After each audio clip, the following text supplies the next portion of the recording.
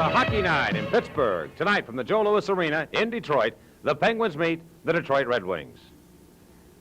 Hello again, everybody. This is Mike Lang, along with Paul Steigerwald, and the Penguins battling the Red Wings for the final time this year. They have had a pair of victories against Detroit, but the Penguins right now in the midst of a losing streak that has reached 3, the longest of the year, and they've got to solve some problems, Paul. They've had trouble scoring some goals, and they've also been trouble in the power play.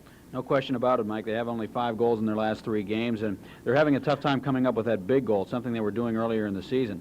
You know, when you see Tom Barrasso play the way he has in the last couple of games, he makes those big saves to keep them in games, and in the past, they would respond to that and get that big goal. And the other night, they hit 4 posts against the Minnesota North Stars. Their big guns aren't scoring, and we'll talk more about that in the scouting report. But also, on the power play, they're only 4 for 28 in the games that Rob Brown has been out of the lineup. And I really think that they're going to have to figure out a new way to work that power play, maybe make some changes on it or make some more adjustments, move the puck a little quicker and read each other better. That's what Mario Lemieux was saying anyway, and I believe that, and I think the Penguins, if they can do that, will start to live again by that power play, something that won them a lot of games during the first part of the year. Quickly, we look at the Red Wings, and right now they have come off a victory over the New York Islanders, but they're 1-3-1 in their last 5 at home. They're just kind of cruising along here atop their division with not too much pressure from behind. Yeah, you know, they used to take so much pride in their goals against, and big article today in the paper about how Jacques Demers is not happy with the goals against average this year, and I think the Red Wings used to be noted as a defensive club. They got away from that last year and became much more offensive-minded. Now they seem to have lost that balance between offense and defense. Penguins hope to take advantage of that tonight. All right, we'll see what happens. The Penguins against the Wings. Sit back, relax, and enjoy it with us coming up right here on the Penguins Hockey Network.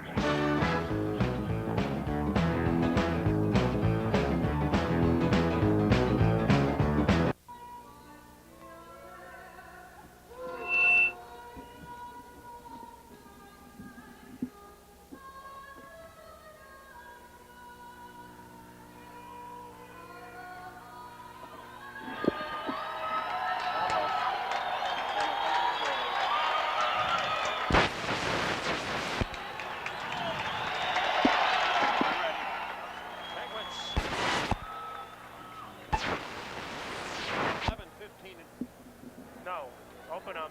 They're on headsets. Pittsburgh with a record of 15 and on the road this year. They're on their talk. Red Wings are 15. As we mentioned.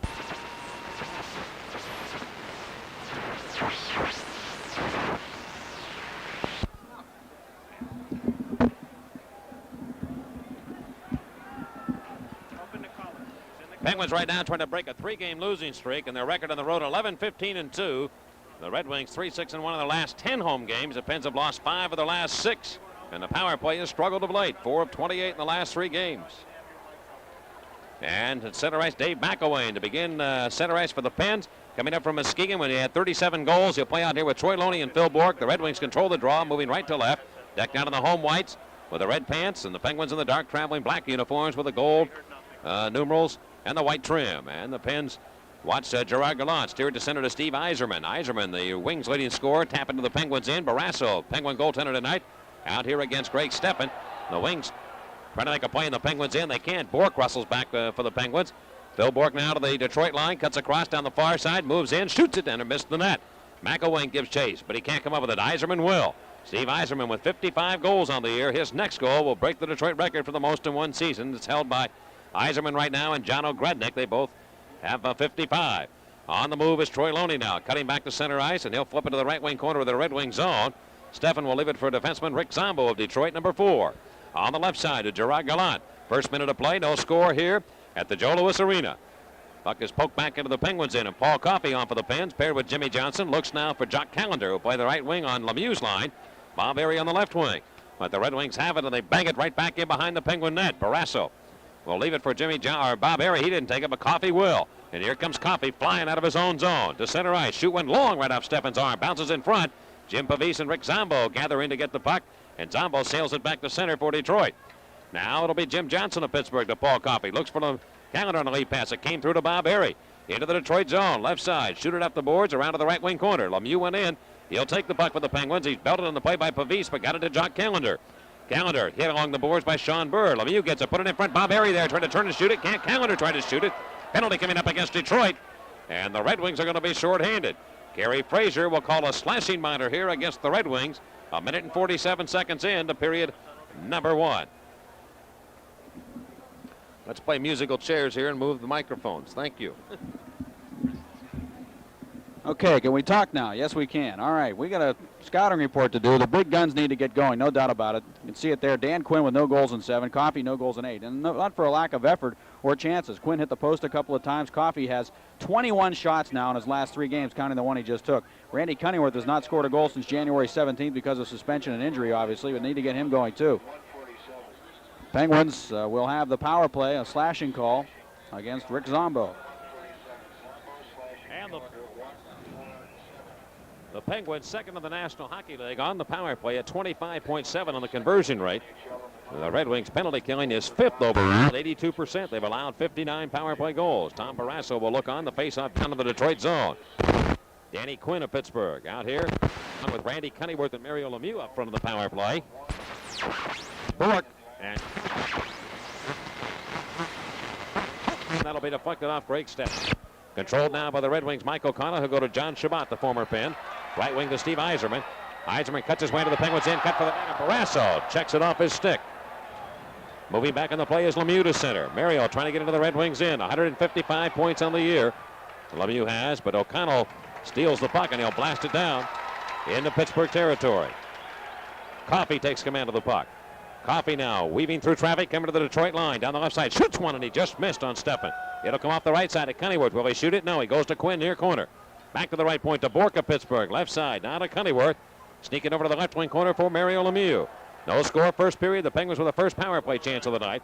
Here's Bork now, left point, right side to Coffey. Chasing him is Jim Nill. Goes to Bork, won't shoot it, goes to Lemieux, walks right in. Looks back for Coffey, there, shoots it, missed the net, hit the glass. Lemieux picks it up, left side to Bork. Back to Mario Lemieux, 55 on the penalty to Detroit. Left side to Bork, fires one on, blocked in front. Here's Higgins, just recalled again from Adirondack, and he shoots it away to the Penguin zone. Chasing back again will be Paul Coffey. Lead it up on the right wing to John Cullen, who just stepped on. He and Dave Hannon out here. Cullen a drop passes Lapsky back to Hannon, shoots and scores. Davey Hannon beats Stephan on the short side, and the Penguins take a 1-0 lead. Oh, great balls of fire. Davey Hannon set up, and he made no mistake on the shot from the right wing circle, beating Stephan on the short side, and the Penguins have a 1-0 lead. That's a power play goal for the Penguins, and Davey Hannon does not have a lot of them this year because he's not out there on the power play that often. But he'll take it any way he can get it, for sure. Hannon's 5th of the campaign for the Pens, and they have a quick 1-0 lead. And Hannon got rid of it in a hurry. Set up on the play. So Cullen, along with Zalapsky, making the play.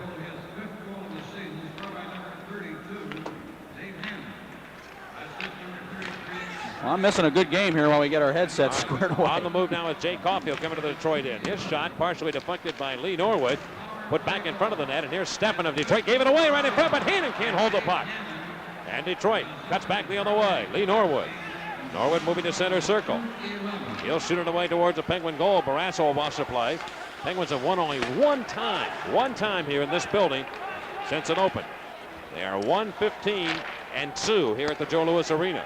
They've got a quick 1-0 lead against the Red Wings, however. Here's Norwood now, back into Detroit ice, giving the puck to Peter Klima. Sailed ahead, intercepted by Troy Loney. Loney now whips it back around the glass all the way to the far side. Picked off by McElwain to the pen. Trying to put it in front for Loney. Can't do that. And Detroit simply clears the puck ahead. After it is Peter Klima and Zarley Zalapsky. Zalapsky of Pittsburgh, bumping Klima.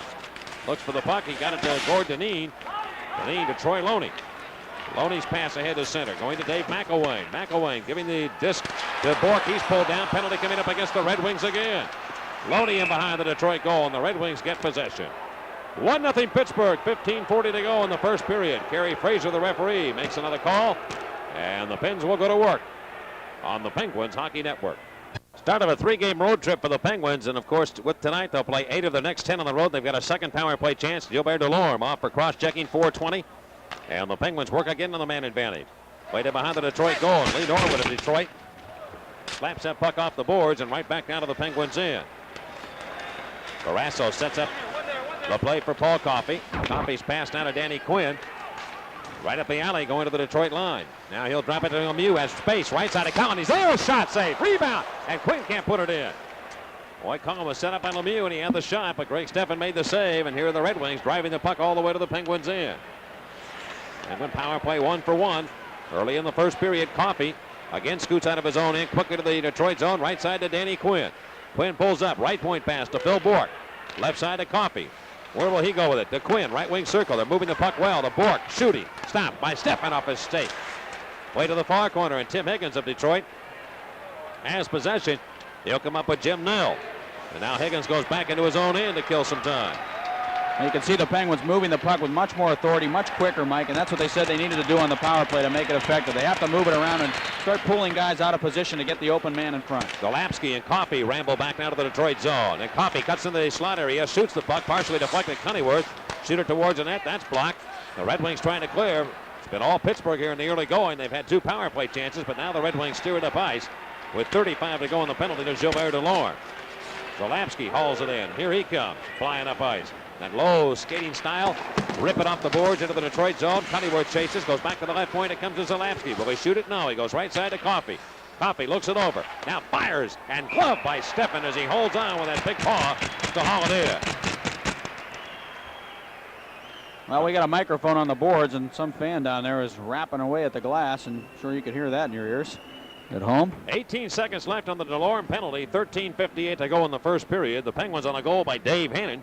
And the lead, Jacques Demers, the Red Wings head coach, looks on as the Red Wings are 10 points ahead of the Chicago Blackhawks in the Norris division. They're 27, 26, and 9. And I'll tell you, the way it's gone for them, it's one of those situations where, you know, they just kind of cruise on home the final 20 games, and it's tough to get themselves up. John J. Compton of Finleyville, Pennsylvania, won $100 on our Stroh's power play contest. Here's Coffey now on the right side. The Penguins with a victory tonight could move back into first place in the Patrick division. They lead 1-0 here, and it's played off the sideboards down deep into the Penguin zone.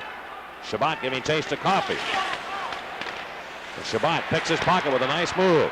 Shabbat now giving the puck to Zombo, but he can't hold it. Now Zombo whacks Cunneyworth. On the move is Coffey. Penalty has expired now. The penalty to Delorme is over. And Zalapski steers the puck into the Detroit zone. Steffen can't handle it. Cunneyworth will. Cunneyworth put it in front. Steffen a little slow in reacting to that, but got the puck away. Lemieux's behind the net. Look out. He's got a man in front. Quinn goes to him. He shoots and scores. Danny Quinn right over the shoulder of Steffen as he beat him like a rented mule, and the Penguins lead 2-0. Well, you had 2 Penguins wide open. First you had Mario Lemieux all by himself behind the net, nobody around him. And then you had Danny Quinn in front with nobody around him. Kind of a strange situation there. Lee Norwood went to the corner to move the puck around the boards, reverse the play, but he didn't know Lemieux was waiting there to take the puck. Oh, Steffen saw Lemieux behind that net by himself, and he just said to himself, oh, no, I can't believe this. And Lemieux spotted Quinn. When he looked back up, he saw him in front, and Danny, the good goal scorer that he is, went right up the ladder on the rooftop and nailed it. Norwood just made the wrong decision. He had 2 teammates up near him along the boards, and instead of going up the boards with the puck, he reversed the play and gave it right to Mario Lemieux, and Quinn was smart to come back to the net. Here are the Penguins again to the Detroit zone. Bourque lays it on the net, and Steffen has trouble with that. Picked up by Loney, his backhander, and Steffen stops it. And here come the Red Wings. Lehman now racing back into the Penguins in. Moves in, look out. And a good poke check play there by the Penguins as Dykstra broke up the attack and sent back down to the Detroit line. Penguins scoring at 6:38. Quinn from Lemieux. And on the move now at center ice is Adam Oates. He gave it away to Chris Dahlquist of Pittsburgh. Gave it right back to Oates. And here comes Peter Kleeman, number 85, into the Penguins in. Lost the puck to Jay Caulfield. Caulfield steers it to his defenseman, Steve Dykstra. Tried to swing it out. Caulfield did. And then Red Wings again poke it back in behind the Penguin net. And Dykstra will set up shop in behind his own goal. Dave Barrow had the hat trick against the Islanders the other night in that 6-5 win. Goes to Caulfield, but he gave it away. Oates has the puck, can't make a play. And Oates will cut right back into the Penguins in, skating with the disc. Knocked down by Dahlquist. Loose puck in between the circles, and now Dykstra hauls it in. He'll go left wing to Randy Cunneyworth. A breaking Hannon up ahead. Hannon to the Detroit zone. Penguins lead here 2-0 first period. Penguins can't hold on to it, and Detroit will take command of it. Lee Norwood's pass to Adam Oates on the right wing, going now to McLean. Paul McLean to the Penguin zone. Moves in. He shoots it at the side of the net. And Paul McLean leaving the puck for Gerard Gallant now behind the Penguin net. Turning. Yzerman didn't take it. Right side, a shot. That'll miss the mark. And off the boards, Jay Caulfield's been out here a long time on this shift. Caulfield's trying to get to the bench now as he bangs it back to the Detroit blue line. And here come the Red Wings going the other way. Yzerman and Gallant offside at the Penguin line. Here in Detroit, the Penguins lead 2-0 on goals by Hannon and Quinn, and we'll be back in a moment on the Penguins Hockey Network. Penguins, who averaged 35 shots against in their games this year, have held the Red Wings without a shot so far in this game. They're out shooting the Red Wings 9-0 so far in this one, and they've outscored them 2-0. And we're back to play now from the Detroit zone. It'll be Greg Steffen. Penguins have controlled the game here for the first 8 minutes and 30 seconds. Jim Pavis, the Red Wings defenseman, laid up left side to Gerard Gallant. Gallant on the season with 34 goals. Passing out of Yzerman. He's belted by Jimmy Johnson at the blue line. Penalty coming up against the Penguins. What's this going to be? A tripping call? A kneeing call against Jim Johnson. Knee minor goes against Jim Johnson of Pittsburgh. 2-0. Pittsburgh leading here in Detroit on the Penguins Hockey Network. Well, the Red Wings will get a power play opportunity here. They have 58 power play goals on the year, 9th in the league. And the Penguin penalty killing now is 15th, 77.9. Penguins penalty killing has been outstanding lately, although Minnesota was 2 for 6 on the power play the other night. Both of their goals against the Pens in the 2-1 win scored on the power play. Penguins lead 2-0 here in Detroit. Red Wings Yzerman now with the puck in the Penguins in. Somebody's lost a stick. It's Dykstra, and Lemieux sails it up ice, and Dykstra goes to the Penguin bench to get a new blade. And the Red Wings, their power play will have McLean, Gallant, and Yzerman up front with Lee Norwood, and Adam Oates is the point man. Here is Yzerman now, scooting back into the Penguins in, leaving it at the left point to the chase after its own pass. Worked away to Norwood, lays it down the boards. The Penguins trying to clear. Dahlquist lost it. Here's Gallant in front to Yzerman, a wrist shot, and he missed the net. Yzerman with that big wrist shot, and he can fire it into the right wing corner of the loose puck. Gallant plays it up the board. Oates gets it, goes quickly to the left point for Lee Norwood, plays it off the wood, holds the puck right side now to Oates. Back to Norwood, center point. Will he shoot? No. Goes to Yzerman, left wing circle, drives it on, and Barrasso made the save and falls on top of the puck. He's got it in his glove, and we'll get a face-off in the Penguin zone with 1:10 to go in the penalty to Jim Johnson, who went off for Neen at 8:46 of the first period. I think it'll be interesting to watch how Tom Barrasso reacts to the situation, because he normally is used to facing so many shots early in the game and getting into the rhythm of the game. If you remember in the game against the Rangers, he had the long layoff, and then he got into the crease, and there just weren't a lot of shots at him, and he seemed to have a little problem early in the game. And as the Rangers came on in that game, he really got tougher and tougher, and he played a fantastic game against the North Stars. But that's the first shot on goal for the Red Wings, and no goaltender likes to stand there like a statue without any work, particularly early in the game. Cullen out for the Penguins now in a penalty killing role along with Dave Hannon. I think this is the first for Cullen on the year, killing penalties. And along the near side, Golapski of Pittsburgh trying to find the loose puck, can't do it. Into the near corner, picked up by Yzerman. Yzerman looking for a breaking Gallant, doesn't go to him. Now he does. Left wing circle, shoots it right on. Barrasso the save again. Rebound, Yzerman trying to lay it in front, and he can't do it. John Cullen handles the biscuit and shoots it off the glass and all the way up ice to take the heat out of a hot kitchen. Cullen's going to come off, and Loney will replace him now. He and Hannon will be the penalty killers up front, with Zalapski and Deneen back. On the move is Oates of Detroit, cutting down the left side with 32 to go in the penalty. The Penguin defenseman Jim Johnson. Pittsburgh able to get control of it, and Gordon Deneen makes a nice move to quickly send it back into Detroit territory. Greg Steffen plays it around the near boards for Adam Oates, and right on him is Loney. Goes rink wide with a quick pass over to Dave Barr. Barr of the Red Wings gave it away, and here's Dykstra sailing the puck all the way to the Detroit net. And the penalty is all but over right now with 8 seconds to go. Norwood's pass up to Klima. Left wing to Yzerman, who stays out an extended shift here in front of Klima, shoots it, and that was stopped by Barrasso. Penalty is over. Shot from the right point by Oates, or DeLorme, and that'll miss. Off the boards and quickly back to the neutral zone. Michael Connell of Detroit lays it ahead to Yzerman. Yzerman poke checked on the play by Dahlquist, but the puck does get into the Penguins end. Dykstra, a left wing pass intended for Lemieux, too hard, and back at center the Red Wings intercept. 8:53 to go in the first period. The Penguins 2, Detroit nothing. On goals by Dave Hannon and Danny Quinn. Now back in behind the Penguin cage. Battling for it is Klima of Detroit and Chris Dahlquist of the Penguin. They jam it up to the left of Barrasso, and they'll stack it up right there with the skates and hold it for a face-off here in Pittsburgh territory. 8 minutes and 41 seconds left here in the first period. The Penguins 2, Detroit nothing on the Penguins Hockey Network. Penguins have lost 3 in a row twice this season, and the first time they lost 3 in a row, they bounced back to win 7 of their next 10. The second time, they lost only 1 of their next 8. So they have shown an ability to bounce out of these slumps and really come on strong after they break the losing streak. Sean Burr with Adam Graves and Joey Koser. Koser on the right wing for the Red Wings. And played into the Penguin right wing corner. Now moved away, and the Red Wings steer it in front, and Barrasso deflects out with the goaltender's blade. Left side to Jim Pavis, but he can't hold on to it, and the Penguins again tap it to center ice. Sean Burr out here matched up against Lemieux, so they want that matchup And Jim Pavese now drives it back into the Penguins' end. Bob Airy played it up the sideboards. Sean Burr had it. He throws it in behind the Penguin net. Graves went in, Koser in front. His shot. Barrasso stopped it. Rebound, and there is no rebound as Barrasso gets up. Trying to get himself up on a big jam up in front of the Penguin goal. Yeah, Joey Koser shooting that puck from close range. Now the Red Wings have watched the Penguins get the first 9 shots in the game, have bounced back to take the last 4. Joey Koser was 6 goals on the year, but more noted, I would think, for the tough play that he provides for the Red Wings. And he is one of the toughest in the National Hockey League. There's no mistake about that at all. He really is. Barrasso was going to come out of the net to play the puck, and then he thought better of it, and the Red Wings were able to gain possession of it. Koser tried to wrap it around, and he didn't get all the wood he wanted on it. It hit something, came right back to him. Barrasso was down, but he was able to make the save and squeeze that puck between his pads, and then the Red Wings came crashing into that goal crease area trying to find the loose puck. Former Penguin John Shabbat on the bench for the Red Wings, and Johnny on the year with just a goal in 35 games. Sean Burr, who was doubtful for tonight with a groin pull, but he's in the lineup for Jacques Demers. We'll give you the scratches of both clubs when we get an opportunity. Shabbat has had a tough time lately, Mike. He has no points in his last 14 games. Here behind the Penguin net, it comes to Danny Quinn down near side. Cullen at center with Bourque on the left wing and Quinn on the right side for Pittsburgh. And the puck is lifted back into the Detroit zone. Doug Huda with that puck, sneak it ahead back to center, but Gerard Gallant can't take it, and Gordon Dineen will. And bank it right back in behind the Detroit net. Huda paired with Lee Norwood as the 2 Detroit defensemen. Laid pass to center to Paul McLean. Has a little trouble getting the motor going, but he got around Dineen. Now down the left wing. McLean goes to Yzerman. Yzerman moves in. A screen shot blocked by Zalapski of Pittsburgh. Looks for the counterattack play, but can't get it out. Zalapski will ramble to get the puck, and he gets it back again. He fell down. Put it ahead to center, however. Here are the Penguins back. Left wing, it's Quinn.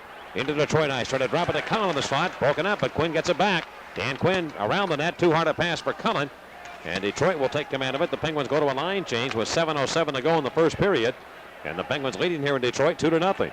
Yzerman cuts his way into the Penguins' end. And Barrasso, as the puck sailed to the net, played it away over to Zalapski. Looks up and he has a lot of room. Right side of Callender. Zalapski trails the play. Callender goes wide to the Detroit zone. Pass it in front of Lemieux, and it went off the stick of Steffen. Now Bob Airy of the pen. Lost it. Here's Jimmy Johnson back on the move in the right wing. The Red Wings trying to take it in, but they can't do it. Stopped by Zalapski to Lemieux in the left wing around Klima. Into the Detroit zone. Cuts across the ice. Great skating by Lemieux. Goes to the right side. Sneak it in behind the goal. Bob Airy had gone to the net, and the whistle sounds. The net came off the mooring. It was dislodged. We'll get a stop on the play. 2-0 Pittsburgh here in the first period on the Penguins Hockey Network.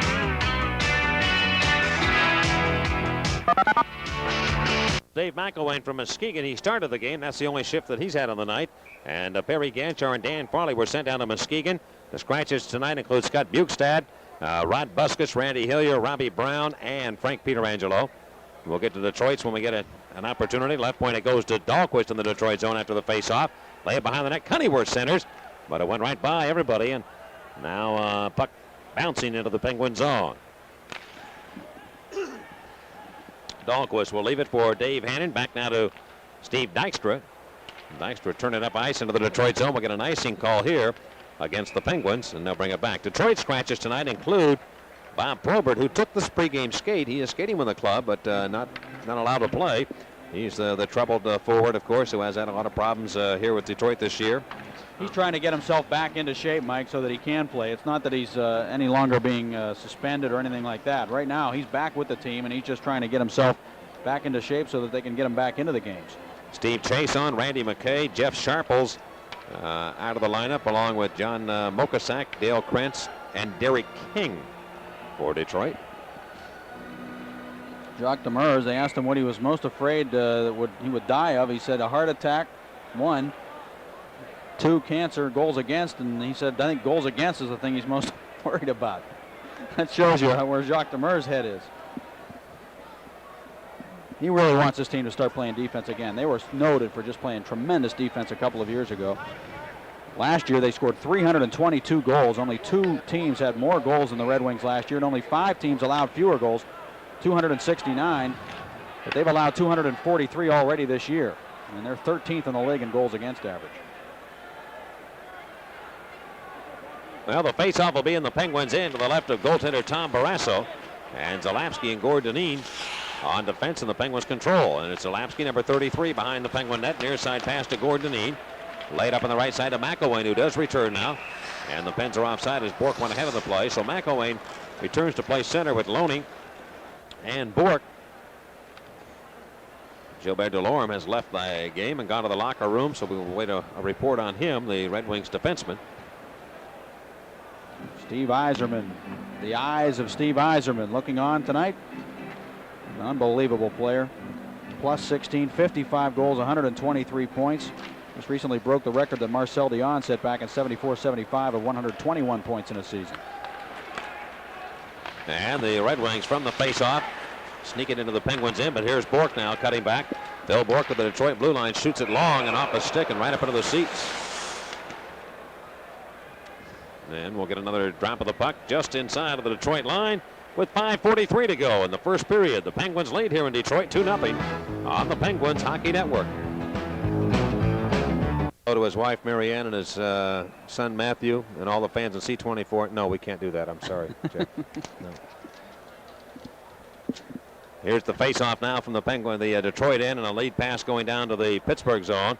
Coffey goes back. He'll take control of it. Coffey and Jimmy Johnson out here. And Coffey sends a long pass intended for Loney. That's too far into the Detroit into the rink. And the Red Wings spin it around the near side, trying to clear it out. They can't do it. Jimmy Johnson goes in deep on the play. Overskates the puck, though, and Peter Klima hauls it in for Detroit. Klima at center to Adam Oates. And Oates now going to Doug Huda. And a penalty coming up here against the Penguins' Dave McElwain for pulling down Peter Klima.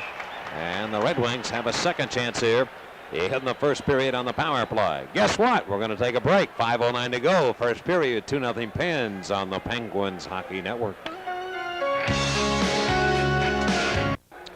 Dave McElwain goes off for interference at 14:51. Peter Klima racing through center ice to get to the loose puck, and McElwain just put the stick on him and seemed to just be holding him up just a little bit, and Klima went into the treadmill act and fell down, and I think he drew the penalty there. So the Red Wings with their second power play chance.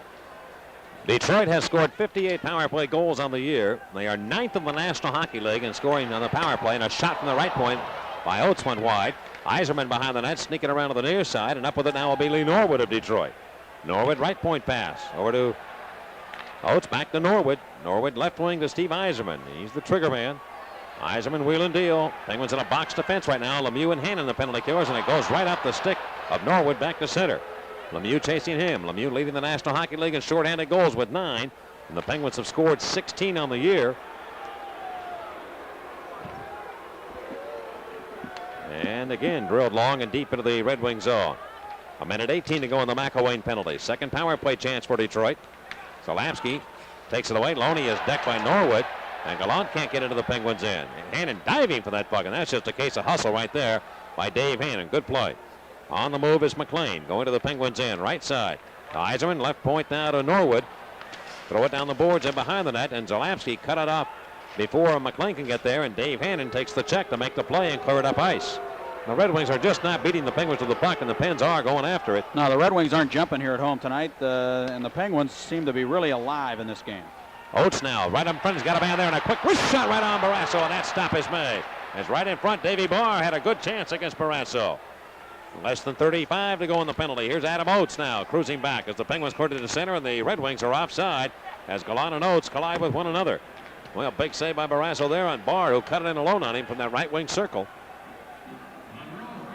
But the Penguins are down now to less than a half a minute to go on the penalty to Dave McElwain. Dave Hannon and Dan Quinn have scored first period goals, and Pittsburgh leads here 2-0 at Detroit.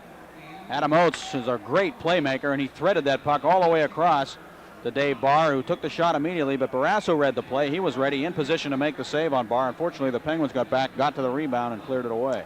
Barr had his second career hat trick against the Islanders the other night, and of course the big talk of the National Hockey League and with everybody today is the Kelly Rudy trade. Going to the Los Angeles Kings, and we will see those players on Saturday night. Right. Did you read where Wayne Gretzky actually approached Bill Torrey at the All-Star game and said, "What will it take for us to get Kelly Rudy away from you?" So Wayne Gretzky's a GM now in Los Angeles too, or at least he's representing the GM, Rogie Vachon. They were able to make the deal. A lot of people felt that the Kings were the team, just like the Penguins, that just needed a great goaltender to put that whole puzzle together. And now you got to figure that they have the potential to really upset somebody in the playoffs. Gretzky, you know he's going to perform well. And Penguins play those Kings on Tuesday, March 7th, a 10:30 p.m. game. And it'll be on our KBL Entertainment Network and our radio network. Face-off Penguins in to the left of Tom Barrasso. And Dave Hannon wins the draw from Yzerman. Moved around to the right point. Looking for it is O'Connell. He can't get to it. And here's Hannon chasing. Being checked from behind by O'Connell. Still into the Detroit zone. Hannon falls down and O'Connell turns and goes the other way. Here's Peter Klima with that great speed. Moves in on Jimmy Johnson. Cut around. He moves in and shoots it right on. And Barrasso made a tough save on Peter Klima. Klima's one of the few guys in the league, boy, that can make that move consistently. He has tremendous speed, lateral movement, and he is just a talented hockey player. Now here's O'Connell. Barrasso stopped him cold, however. On the move is Yzerman to the Penguin line. He shoots it right on, and Barrasso gloves it and holds on with 3 minutes to go in the first period. So Tommy's been tough when he's had to be here in this first period, and he just stopped Barr and Klima on great scoring chances. Well, I said we were wondering how he would respond. He's responded very well. Remember when the Penguins were out shooting the Red Wings 9-0? Yep. Now it's 9-7. Now here is the situation with 3 minutes to go. Great move by Klima. He faked the shot on Johnson, and then Jimmy put the stick out to poke it away, and he pulled it back and then brought it around him.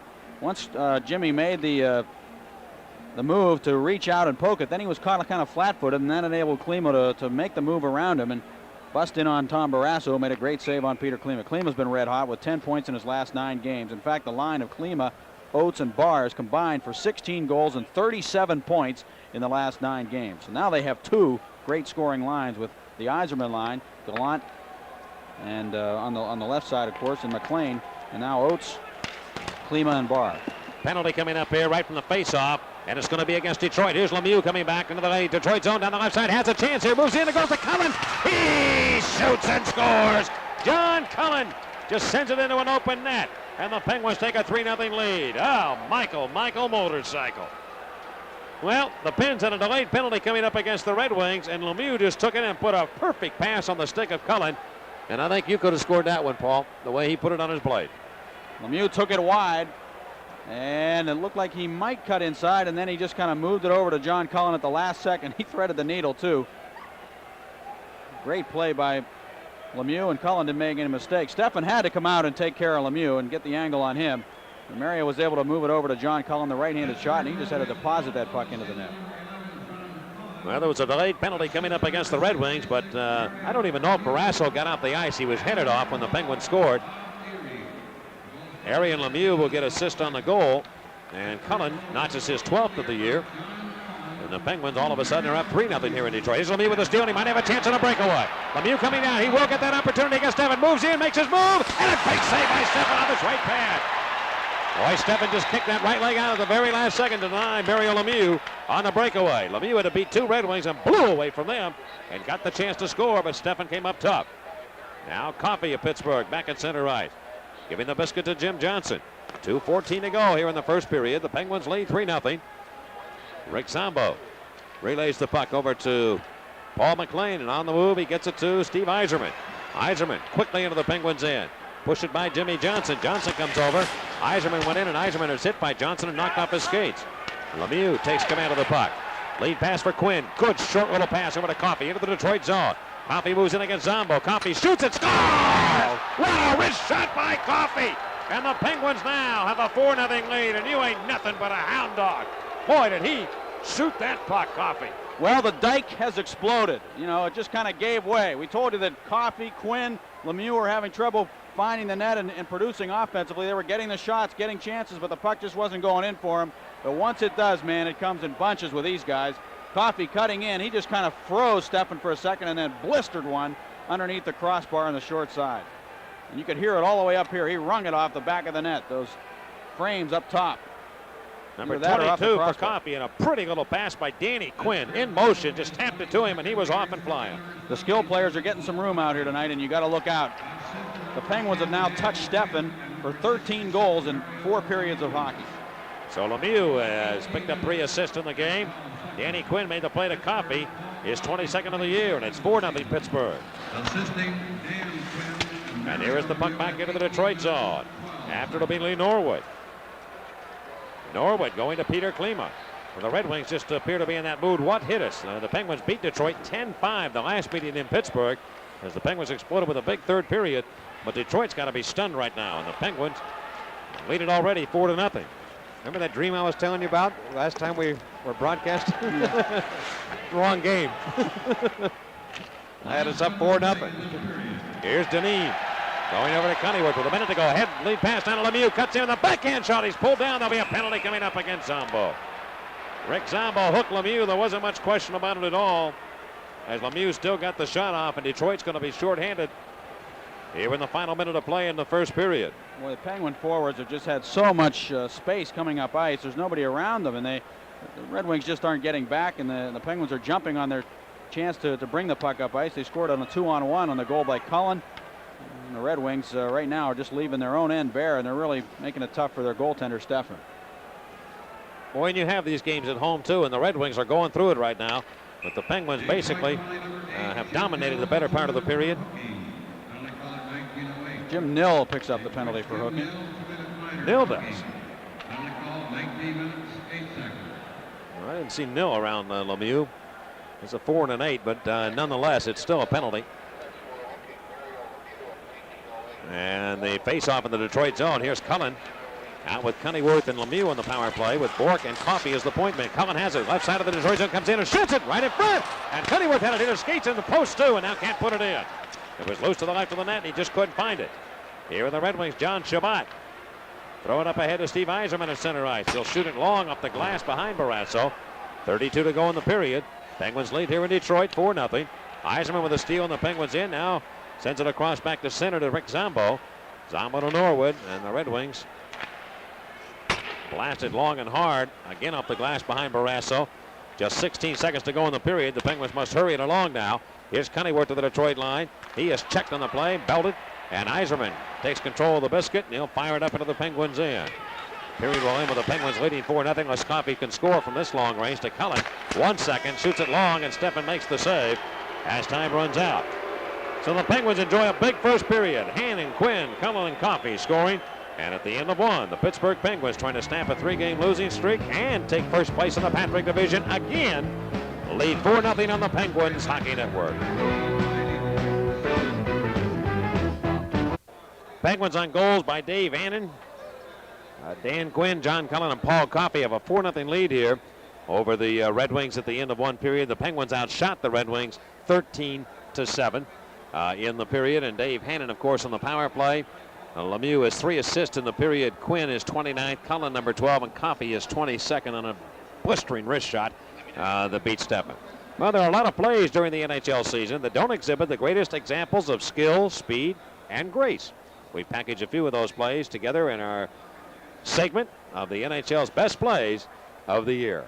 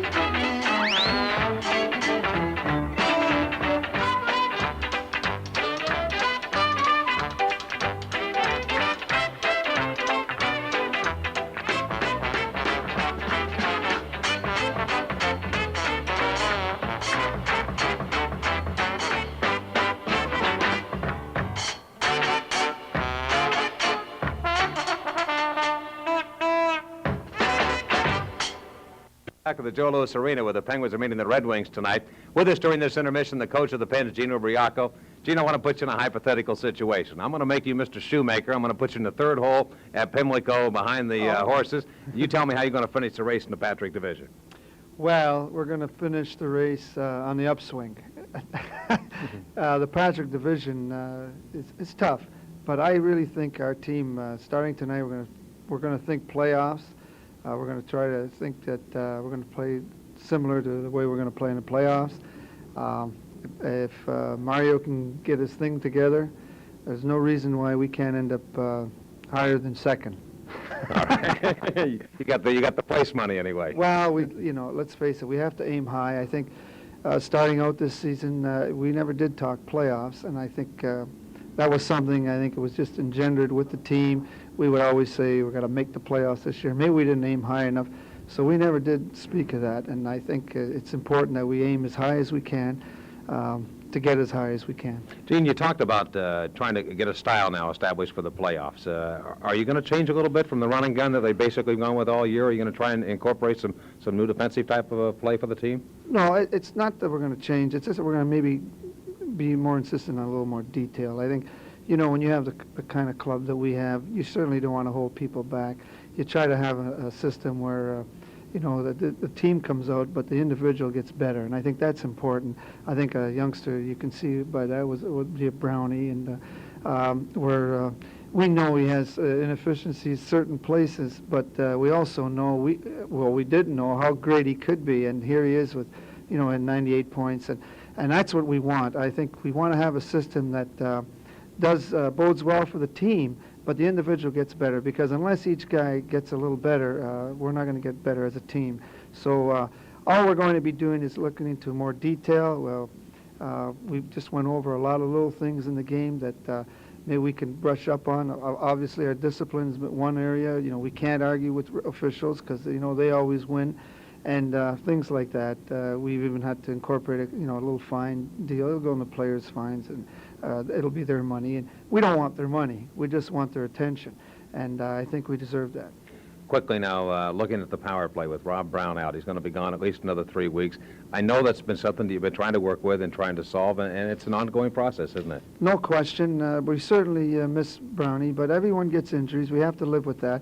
The thing that we have to do now is to make sure that the people on our power play are rested enough going into the power play. I think that's what's happened. I think if you see us missing goals the other night and missing opportunities that we were making good on earlier, the reason was I think we're just not quite as sharp. We could say they're tired, but everyone gets tired. I think what happens is maybe going into that, maybe we're staying out there a little too long. We have to watch Mario a little bit more, on his even strength shifts maybe.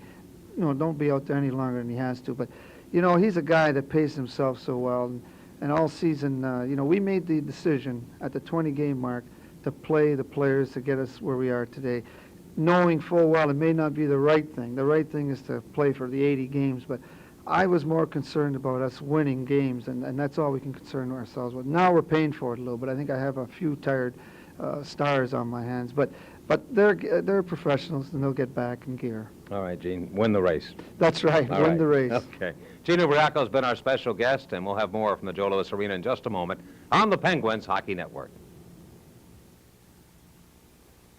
Second period tonight, Dave Levick of Pittsburgh will win a beautiful arrangement of flowers, compliments of Augie's Flower, and a gift shop at 3 locations, 800 Main Street in Sharpsburg, 625 Liberty Avenue downtown, and 10900 Perry Highway in the North Hills.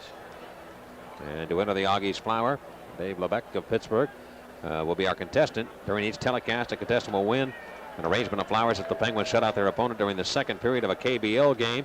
Into the Augie's Penguin Shutout Period by sending your name and address to Augie's Penguin Shutout Period. CO KBL 294 West Steuben Street, Pittsburgh 15205. And be sure to include your phone number as well. So be a part of it all. The Augie's Penguins Shutout Period. If you can say it 3 times fast, you should be a contestant.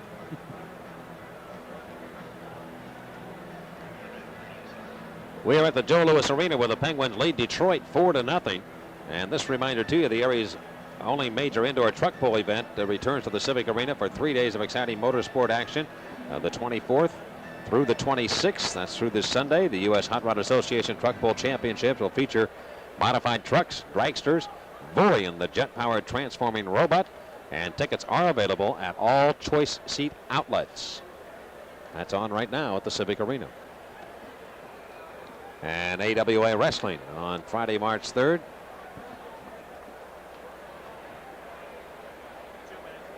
Some of the great ones coming to Pittsburgh. Newly crowned heavyweight champion Larry Zbyszko of Pittsburgh will face America's hero Sergeant Slaughter in a title match. Group and youth discounts are available, so you ought to be there for the big wrestling battle on March 3rd. Yes, 4-0 Penguins at the end of one. Penn's trying to bounce back, and we'll be back in a moment on the Penguins Hockey Network. Penguins took an early 1-0 lead at 3:11 of the first period as Dave Hanning got the goal from John Cullen and Zarley Zalamski. Hannon beating Stefan on the short side to get a power play goal. The Penguins that all goal, one of the period. That goal by Hannon was not an easy shot, Mike, because it was coming at him, and he had to one-time that puck on the forehand, and he was on his off wing, so it was a tough shot by Hannon, and he put it in.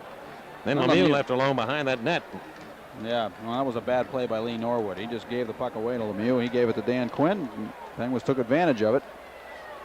Out-of-town U.S. scoreboard. The Hartford Whalers lead Quebec at the end of one, 2-0. Dave Tippett and Tom Martin scoring. The Penguins begin this period in a power play as the Red Wings have Jim Nill in the penalty box. Gilbert Delorme is re-injured his back. He'll not be back tonight for the Red Wings. At least that's the word we received. Jim Pavese trying to clear out of his own end for Detroit.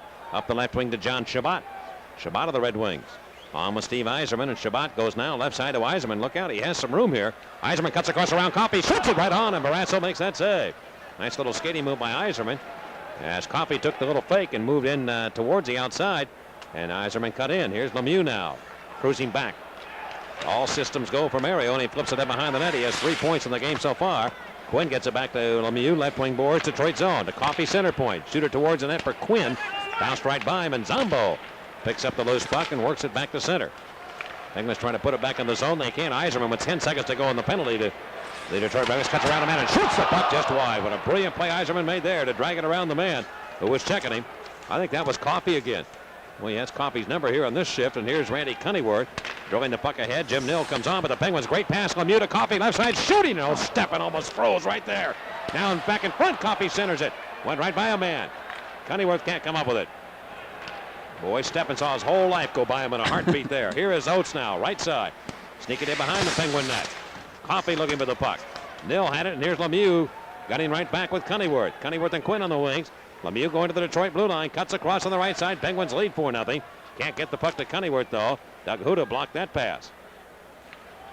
And Huda spin it up the center. How would you like to be a goaltender seeing that guy come at you, Coffey, 25 feet away, and knowing that he's going to crank it up as hard as he can and whistle it by your left ear? In Loney of Pittsburgh. Up ahead to center to Hannon. There's one man back to beat O'Connell. Hannon's going to fire that puck up the blocking glove of Stepan and hit the glass. Zalamski in deep in the play. Penguins lead 4-0 here in the second period. We played 2 minutes. And Detroit able to move the puck away out of its own end. Sean Burr, he doesn't appear to be full strength. Wrap it back into the Penguins in, and the Red Wings are guilty of icing as Burr returns to the Detroit bench, and he appears to be favoring that groin pull that he has. You know, Sean Burr, you would expect to have been shadowing Mario Lemieux, but he's not really shadowing him. He's just trying to match him up, Jacques Demers is, when he can, but it's a big difference for Lemieux. The last 2 games, he's had a guy draped all over him, and now all of a sudden he must feel like he's out there all by himself compared to what it's been. It's double trouble as Simmons Business Systems honor goals by the double trouble number players. Paul Coffey, Mario Lemieux, Zarley Zalamski, and not Robbie Brown, who is home injured with a shoulder separation. Each goal worth $25 to Make-A-Wish Foundation. And the goal scored tonight by Paul Coffey. Simmons Business Systems has donated $3,350 to Make-A-Wish. Yeah, Don Simmons was over at the arena the other day. A nice party for the kids from Make-A-Wish. Make-A-Wish Foundation was there, and well, the Red Wings now flip it back into the Penguins in, and Barrasso helps move the puck away. Right back down to the Detroit line. Zombo on the near boards. Gave it away to Phil Bourque of Pittsburgh. Left side of Cullen. He's into the Detroit zone, going to Loney. Tried to shoot it. He was turned around, the left-handed shooter, and couldn't get a good shot off. Now he's belted on the boards, and Detroit takes control of the puck. Rick Zombo leads the Red Wings in a plus-minus on the year at a +18. But again, the Red Wings make a mistake at center, and the Penguins dump it back into Detroit territory. Babis trying to play it out. Comes off a stick to Kleeman, now up to center to Oates. Adam Oates now cutting across the ice. Dahlquist belts him as he had his head down in the Penguins counterattack. A 4-man rush coming up. Dahlquist is going to come off. He got hurt on that play. Down the right side, Looney shoots one, and that'll miss. Back come the Red Wings, and they can't take control of it in center. Coffey backpedaling. See a fluid skater or what? Lead pass going to Lemieux. Up now to Erie on the left wing. Cuts in. He's up in it by Huda. Still on his stomach. Makes a play to the net. Blocked in front by Mike O'Connell. And Doug Huda returns for the Red Wings, but his pass too far. And the Red Wings again having trouble making a play. From inside the Penguin line, Paul Coffey looks for Jock Callender. McLean came in to stop him. Now Gerard Gallant has room. Left side, Penguins in and shoots it right between the legs of Barrasso. But it trickled wide of the goal. And Bob Erie now relays it to Mario Lemieux. Zigzag up ice into the Detroit zone. Cuts for the net. Put it in front. Erie can't get there. He's too well covered by Paul McLean. To the blue line. Outside it came. And Jimmy Johnson knocked it back in for the offside call. Penguins here in Detroit. Lead 4-0. 16:09 to go in the second period on the Penguins Hockey Network.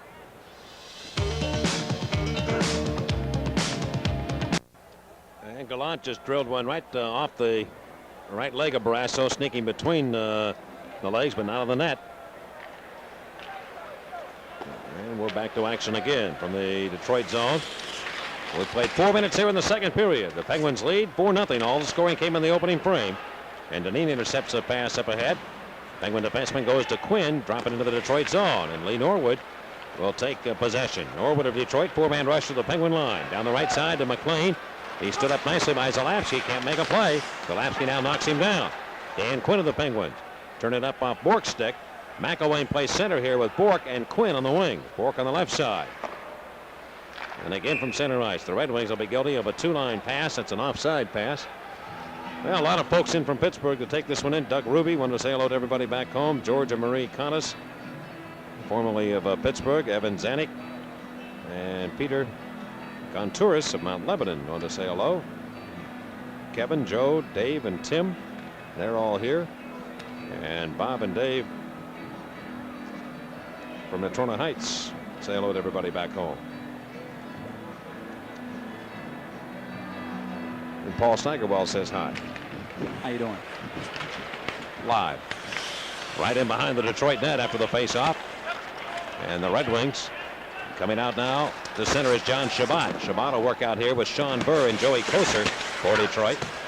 Play to the left wing corner. Sean Burr trying to make a play, and he plays it around the horn to John Shabbat. Shabbat bumped along the near side by Steve Dystra. Koser works it free, got around hand, and Koser comes in with a backhand shot. And that was deflected. Right in behind the goal, Sean Burr, Detroit in front. Koser clear without his helmet. He shoots it right at Barrasso, and he made the save. Joey Koser taking one of the pins against the board. Now Koser and Dystra colliding. Play is whistled down. There really wasn't much going on there. The play really negated, I think, by the referee. Going to be a high sticking call coming up here. And it looks as though it might be against Joey Koser or a high stick on the puck. Let's wait. 4-0 Pittsburgh. Second period on the Penguins Hockey Network. Sits down for high sticking at 5:04.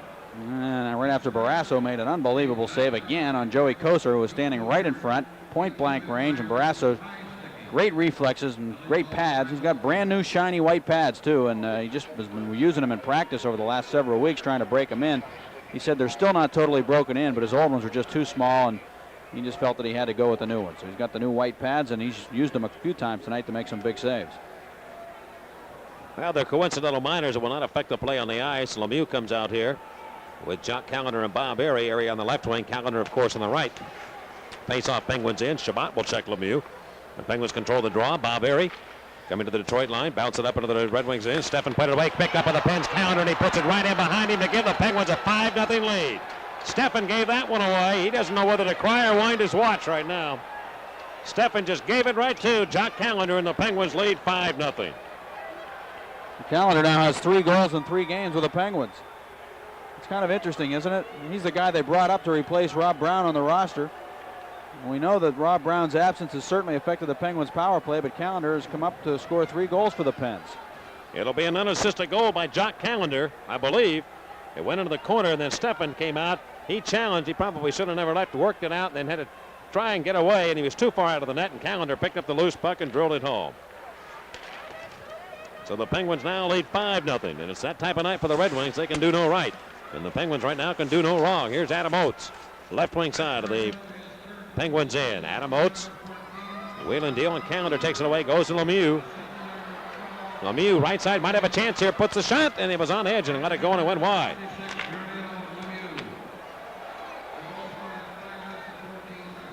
5:14 the time of the goal. They're going to give 2 assists on that goal. Here are the Red Wings and the Penguins in. Klima in front. Can't make a play. Klima belted by Jim Johnson. 5-0 Pittsburgh. Lemieux and Quinn will get assist on that goal.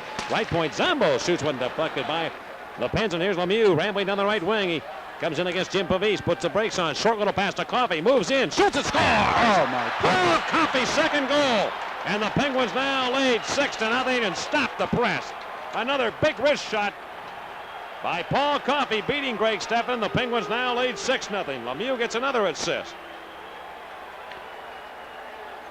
This goal comes at 6:06. And will they make a goaltending change? You bet they will. Yeah, the Red Wings will.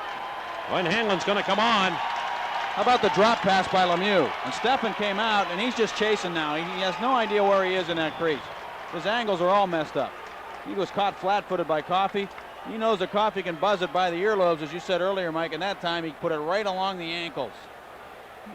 And he doesn't know where Coffey's going with that shot. And Paul Coffey has made 2 absolutely perfect shots for goals here inside the posts.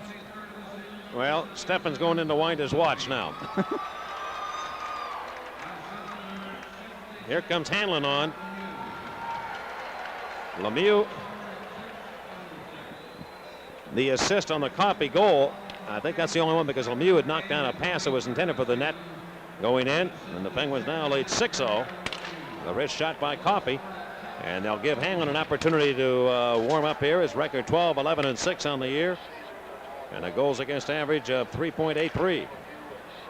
Hanlon's been around a long time. Well, in the period, the Penguins scoring at 5:14 and then at 6:06. Penguins had just 3 shots in the period, 2 of those goals, and one the result of a giveaway by goaltender Steffen, where they gave the Penguins 2 assists on the goal. But he had that stick on it, directed it right to, and tried to get it out. He was 30 feet from the net, and Callender just picked it up and whipped it into an open net. Well, you know, in fairness, as Paul mentioned to you, Steffen's having a tough night. However, the shots that the Penguins are making are unbelievable. I mean, they are really flying high right now. It's really funny how you go on a little drought like that, as the Penguins had only 5 goals in 3 games. And as we told you at the beginning of the telecast, several of the big guns finding it difficult to find the back of the net. And now all of a sudden they're just exploding and making absolutely perfect shots for goals, particularly Paul Coffey. Lemieux now with 5 assists in the game. Zunenski's said hello to everybody back home, and Mike, Phil, DJ, Chris, and Charlie drove up for the game here to see the Pens in action. And Michelle Dunn also chatted with us. And Joe from Section 1. Longtime Pens fans, live in Troy, Michigan. Hang on the netminder now for the Red Wings.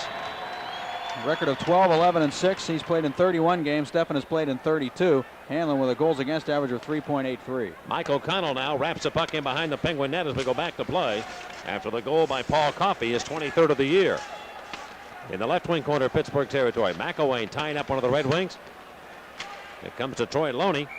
And now you would expect McElwain to see really a ton of ice time here going on. 6-0. The Penguins lead. We'll be back in a moment on the Penguins Hockey Network. Abel Delorme has left the game, we told you earlier, with a bad shoulder. He'll not be back tonight. Dave McElwain out with Phil Bourque and Troy Loney against Yzerman's line. Yzerman at center with Gerard Gallant and Paul McLean. 6-0 Pittsburgh here in Detroit in the second period. It's Arnie Zalapski of Pittsburgh. Looking up, going to Bourque. Bourque comes through to center red and drills it in behind Hanlon, who will stop it with a stick. Hanlon replacing Greg Steffen at the 6:06 mark. And here on the attack of the Red Wings, Yzerman cutting on the right side. Got it to McLean, trying to go back to Yzerman. He's too well covered by Dineen. And Zalapski in an easy motion, going to skate it right out of his own end with people chasing him. Going to McElwain. McElwain moves up, going back for Zalapski. The pass too far. Mike O'Connell of Detroit. Turned around on the play by Loney, but does dish it off. And here's Gerard Gallant. We're 7 minutes into the second period. Penguins lead 6-0. Yzerman takes control of the puck, but it hopped off his blade back to center. He'll chase after it. Swing it back to Lee Norwood. And Norwood drills it deep into the Penguin zone. Off the boards. Jim Johnson of Pittsburgh. Out now to Zalapski, who will fire it away into the Detroit end. And the Red Wings go back and pick it up again. Drop pass to Rick Zombo. Zombo can't find Klima. Went off his stick, but up with it is Adam Oates. He does get into the Penguins in. Adam Oates in the slot for Norwood. Man right in front of Klima with a wrist shot, and Barrasso stops him cold. Lead pass for the Penguins back, and Barrasso has made several big saves here in this game. The Penguins lead 6-0. This shot for the right point down to Zombo, and the Penguins in his shot right on stop. Rebound, score. Peter Klima gets the rebound goal. And the Red Wings are on the scoreboard to make it 6-1. Peter Klima. Well, that goal comes at the 7:54 mark. We told you that line's been doing very well. Koser was on there to play the wing instead of Barr, but what a great shift for that line with Klima having a great chance a moment ago. Barrasso made a big save on him, and the shot came from the point, the rebound right out to Klima, and he made sure that he got it past Barrasso that time to make it 6-1. Well, the Red Wings are looking for a spark to get him back into the game, and maybe that goal by Klima will do that. It's his 12th of the year. Here is Quinn now to the right side of the Detroit end. Put it in front for Hannon, trying to cut back in. He went behind the goal. Turn it back to the right wing for Randy Cunnyworth. Cunnyworth dump it behind the net, but Zombo playing it right wing to Joey Koser. Yeah, I don't have the assist. Zombo and Oates. Oates got the other assist. Yep. All right, and Klima the goal, his 12th, as Paul said to you. Penguins still putting pressure on the Red Wings in the Detroit zone. Sean Burr gets possession. A right wing pass to Joey Koser. Hopped up his chest. Right back down to the center ice area to Randy Cunnyworth. Drives hard into the Red Wings in. Going for the net is Callender. Cunnyworth can't make the play to him, though. See his turn around, and Cunnyworth's going to come off here. He's tired on the shift. Penguins trying to get Lemieux's line out. Lemieux with 5 points already in the game. All assists. Here are the Red Wings into the Penguins in. Norwood feed it towards the net. Off John Shabbat. And Bob Airy of Pittsburgh looks for Mario Lemieux, and he has him. Lemieux with all the room in the world. Going to the Detroit line. Cuts across now on the right side. Lemieux trying to feed it to the net for Callender. That pass was deflected by the Red Wings. Off a leg, and Sean Burr scrambles back for the Red Wings. Burr 3-on-3 to the Penguins blue line. Down the right wing, flipping towards the net. Barrasso gloves it right out of the atmosphere and holds on. Well, the Wings starting to come on here a little bit now. They trail 6-1 right here on the Penguins Hockey Network.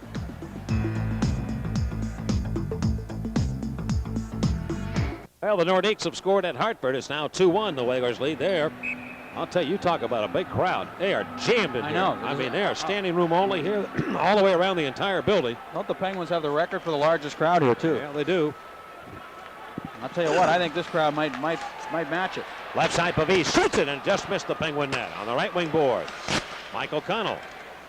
And McElwain, who had his helmet knocked off by Steve Yzerman, out here checking against this line. McLean has the puck. McLean slowed on the play by Zalapski.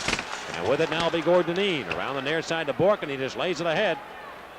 The Red Wings are going to get an icing call here against the Pens.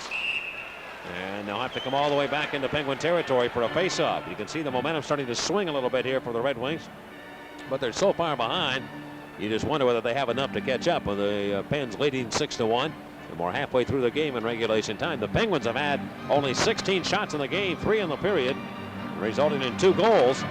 And the Red Wings have 14 total.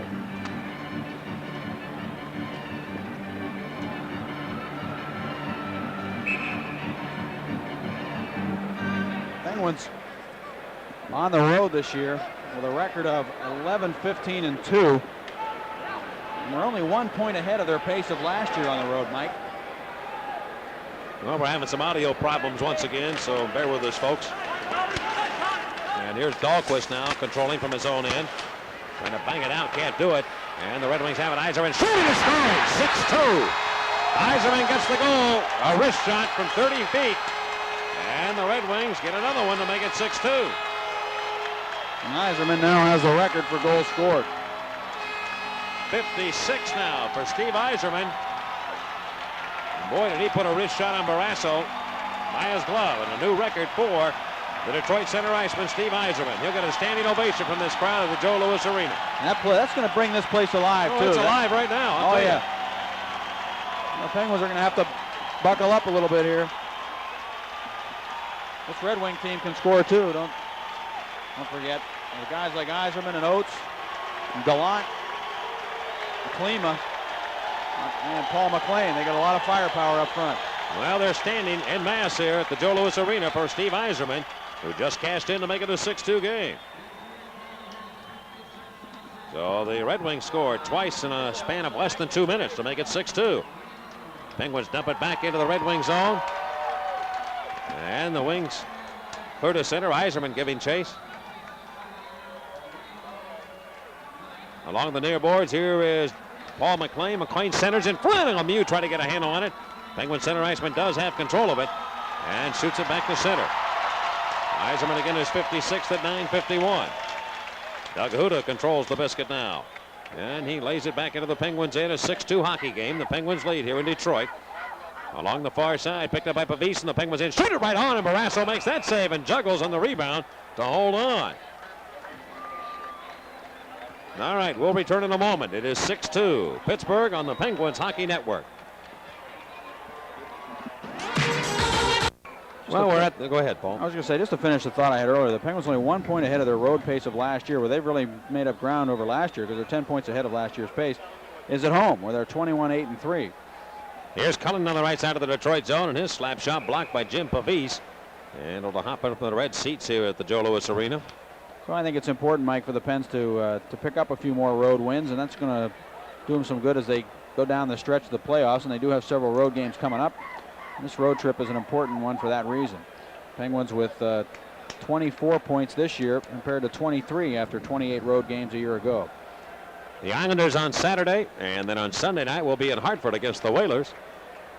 Penguins will then be back home on the 1st against the New Jersey Devils, and then back to the road again against the Caps. Now a face-off in the Detroit in, a wrist shot by Gordon Dineen.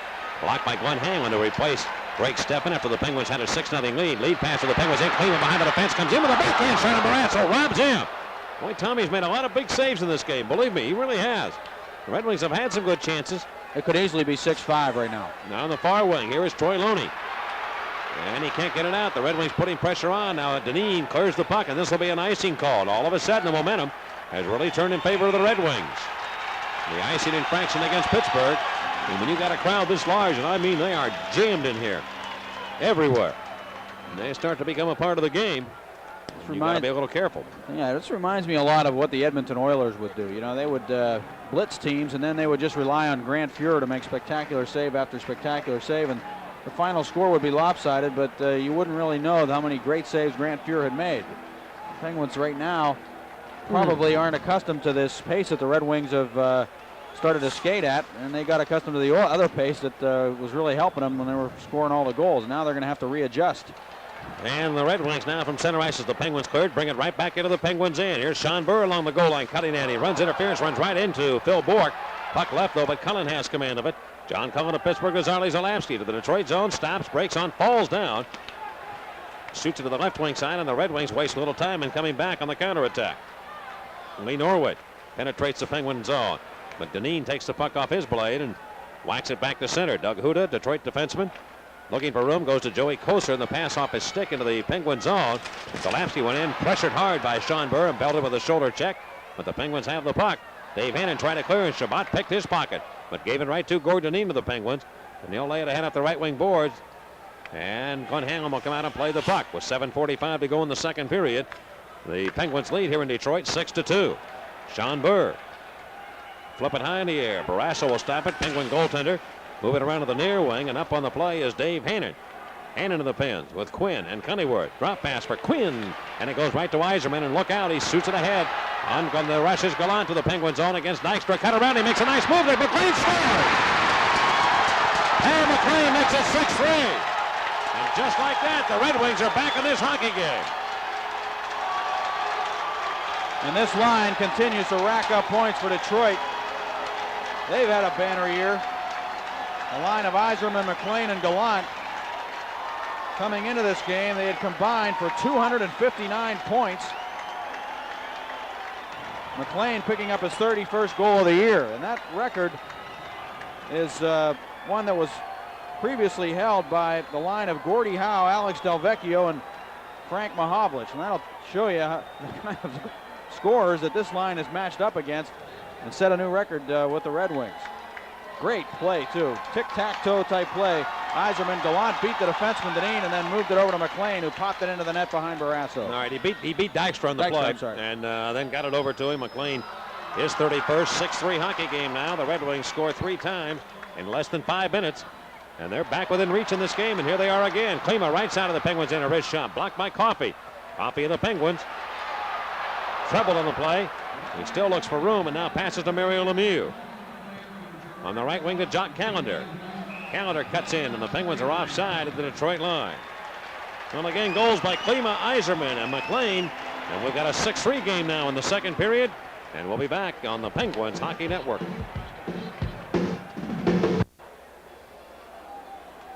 Well, the Red Wings have battled back into this game, trailing 6-0, and Gerard Gallant worked his magic in, put it between the legs of Steve Dykstra and feeding McLean, who has now scored 31 goals. He has 30-plus in 6 of the 8 seasons of the National Hockey League. He's just a natural goal scorer. He puts it in. And the Penguins now looking to add to their lead. I think really they got to get it going here because the Red Wings have the momentum and they're firing away. Here's Coffey looking for Mario Lemieux as a 5-point night, 5 assists for the Penguin captain. Tapped away to the Penguins in. Barasso's going to come out and play it away himself. Back to center. Doug Huda of Detroit. Oh, he's shouldered by Erie and crunched against the boards, and now he's hit from behind, and Huda goes after Bob Erie. Huda's now attacking Bob Erie from behind as Erie put him into the boards, and Huda went right after the Penguin left winger. I don't think that was really a cheap shot from behind, as Huda might have felt it was. It looked more like a shoulder check to me. Huda just was kind of relaxing, going towards the boards, not thinking he was going to get hit. But that's what happens in the NHL. Sometimes you get hit, and Huda didn't like it too much. And then he should get a penalty, and I don't think Erie should at all. We'll see what happens. Well, we'll wait and see what Kerry Fraser hands out. 19,875 on hand here tonight to take this one in. Bob Erie hitting Doug Huda. And then Huda came back at him, and then Klima stepped in and hit him. Yeah, Klima threw an elbow into him, so he should get a penalty too, but I don't know that he will. Huda gets 2 minutes, and that's all they're going to dish out. I think Demers feels that Erie should get a penalty. Well, Jacques Demers, the Red Wings coach, not too happy with the call. Could have 2 guys in the box right now. Roughing call against Huda, and the penalty comes at 13:38. So the Detroit defenseman sent off here, and the Penguins have a power play chance.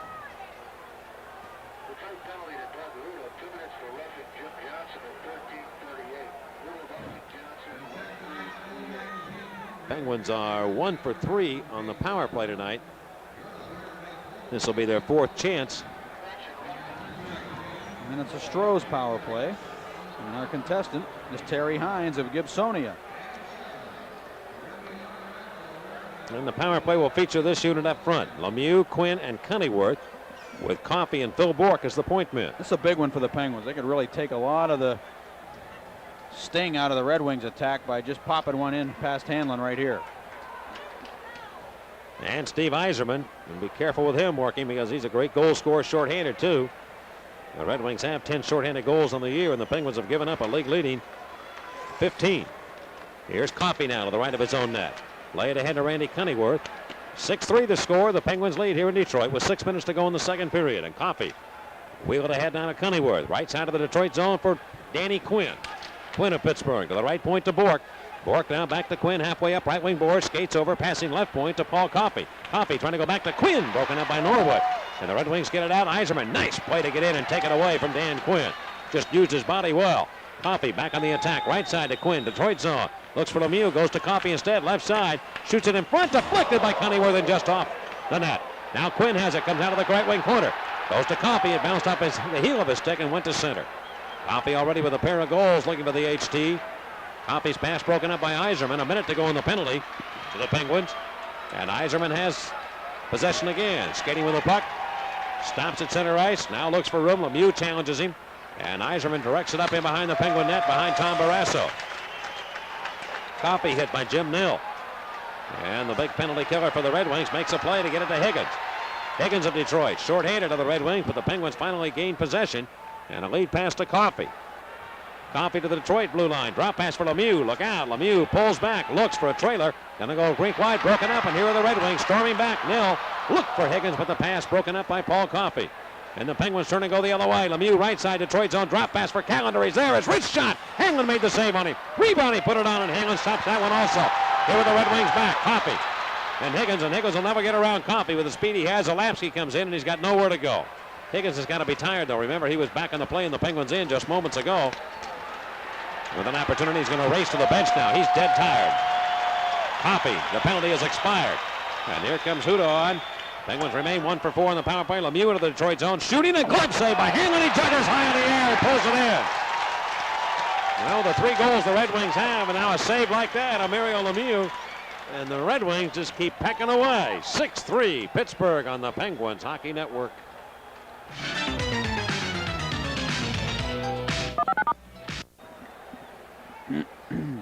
Well, we told you the Red Wings attendance, 19,875. The 96th consecutive game they've had over 19,000 here in the building. And the record set by the Pens, I don't have the exact numbers, it was over 20,000 in here one night. And here's Huda now returning. He had just served the penalty. Trying to work it back into the Penguins' end, and it went over the glass and up into the seats. 4 minutes and 3 seconds to go here in the second period. Penguins scored early in the period, a pair of goals less than a minute apart, Callender and Coffey. But then Klima, Yzerman, and McLean scored goals in a span of less than 5 minutes to make it 6-3.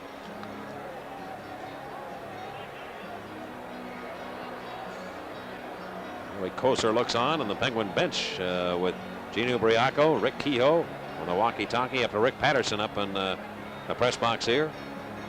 Steve Lattin, the Pens equipment manager. And Dave Hannon of the Pens handles the draw against Troy Loney and Bob Airy, or with Loney and Airy. Zalapsky now back into the Penguins end after the face-off. Was pushed into Penguin territory. Zalapsky spins it up the length of the ice.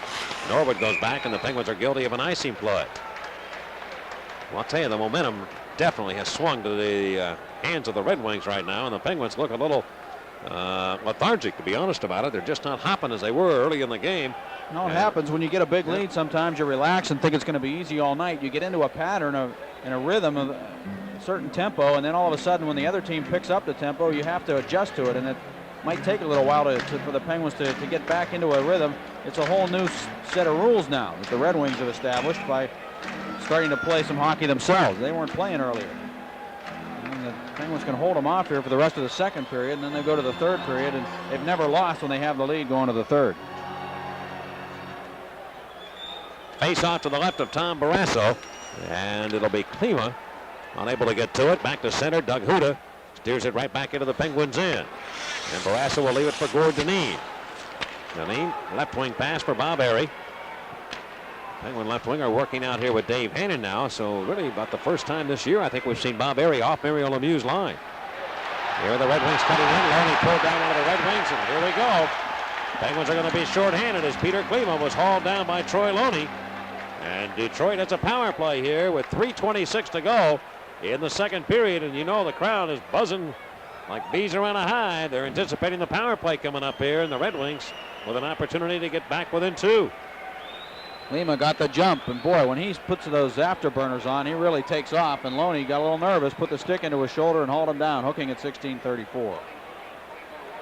A lot of that is, too, your usual response to a player without that type of speed. You might not get a penalty on him, but Klima is so quick that you reach out in a normal situation, and then he's by you, and you reach up and you got a piece of him and haul him down.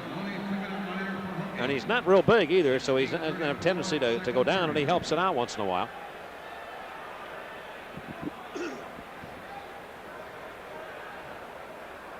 Six to 3 the score. Well, if you were with us in the first period, went away and came back to join us, yeah, it has changed. The Red Wings have come back in this game after the Penguins led 6-0. Yzerman in the left wing circle, the Penguins in against Dave Hannon. Left point, it comes down to Norwood. Shoots one, deflected. Hit the glass behind Barrasso and hop again into the seats. Boy, we're still going in and out with the audio, so bear again with us. A lot of the players referred to the 2-1 loss to Minnesota as a goaltender's game. Tom Barrasso played extremely well for the Penguins. Kari Taco played well for the North Stars. This is not a goaltender's game. Even though Barrasso has made some spectacular saves in this game, it's just that the Red Wings are getting a lot of guys wide open. He's made at least 3 or 4 saves, I would say, on guys who are wide open from point-blank range and not standing still either. Guys who get open, bust open, and have come right in on goal at a good rate of speed, and he's made some big saves.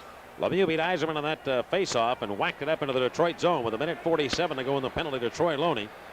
And the Red Wings on the power play. Bork with the steal. Lemieux looks for the puck, but he can't get it to him as Bork was hauled out. And the Red Wings now take command of it. They'll lead a rush back. McLean lost it to Lemieux. Lemieux, Detroit zone, comes in with a wrist shot, and that's stopped by Hanlon off his left pad. Lemieux pulled down to the play, and it goes on, and here is Adam Oates. Oates rushing back to the Penguin line. Four-man break into the Penguins' end. Goes to the right point. Stops to Yzerman. Back to Oates. Center point. Man open Norwood. Back to Oates, right side. Adam Oates of Detroit. Wheel and deal. Going to Norwood. He's at the left point. Shoots it. And it's stopped in front by Barrasso. Now picked up by Adam Oates again. Swinging it behind the Penguin net to Steve Yzerman. Yzerman pulls back. They come after him. Dropping up neatly now to Paul McLean. Trying to go back to Yzerman. Lemieux chases after him. Got it left point to Norwood of Detroit. Shooting. Blocked in front by his own man. And the rebound grabbed by Lemieux. And now Jimmy Johnson, one of the Red Wings, in front of the net, push and shove. And I think we'll get some penalty time dished out here. The Wings had Paul McLean, and he and Jimmy Johnson were whacking each other pretty good. And I think they're both going to go off here.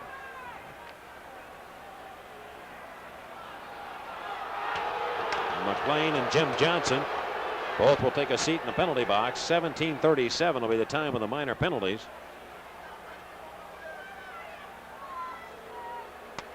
And the Red Wings still have less, just about a minute, 57 seconds to go on the penalty to Loney. The Penguin winger. Johnson went out in front of the net to take care of McLean. And they just started pushing and shoving, and Johnson came back for one more shot and kind of put him in a headlock.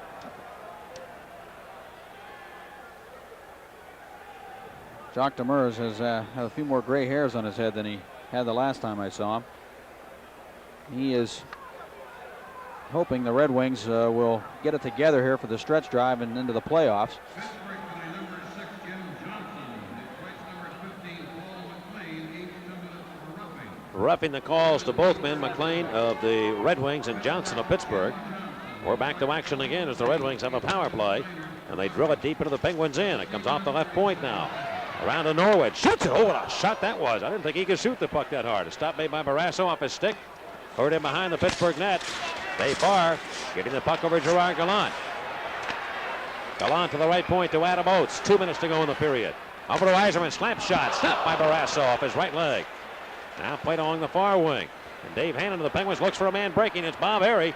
Airy chases back to the Detroit zone, but Oates overhauls him and has the puck. And here are the Red Wings now storming back with 20 to go in the power play.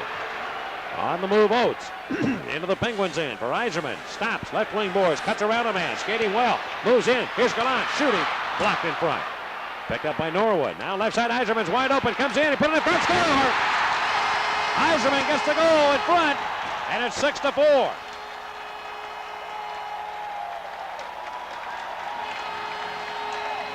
Adam Oates set him up, and Yzerman deflected it in. I believe that's the way it'll go. And at 18:30 of period number 2, the Red Wings strike one more time. Well, they got the puck over to Adam Oates, and Yzerman was right around that net. Oates then moved in, and it was off. It might have been off Gallant or Dave Barr. We'll wait and see. I thought Yzerman might have deflected it.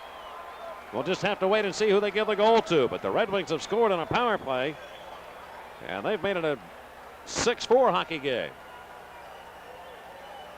Penguins led 6-0 in this game. Dave Barr will get the goal. It will not be Yzerman. Barr will get credit for it, if that in fact is the way it's announced. 18:30, the time of the tally. What a turn of events here in this game.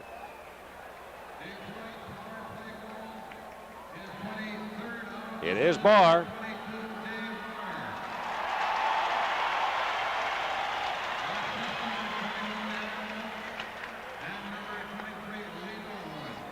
Norwood and Oates on the assist, and Dave Barr gets the goal. So a power play goal by the Red Wings, and the puck is moved back to the Detroit zone. Hanlon plays it away. He's not given up one yet. He replaced Greg Stephan after the Penguins scored their 6th goal of the night at 6:06 of the second period. But since that time, it's been all Detroit. They have scored 4 straight, and they jam it now in the right wing corner of the Detroit zone and hold it for a faceoff. And the puck will be dropped in the circle to the left of goaltender Glenn Hanlon.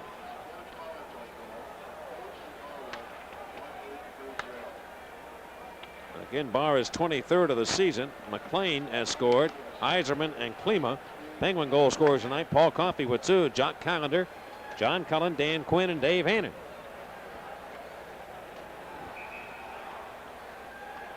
Zalapski's going to come off for the Pens, and they'll put on Coffey along with Bork.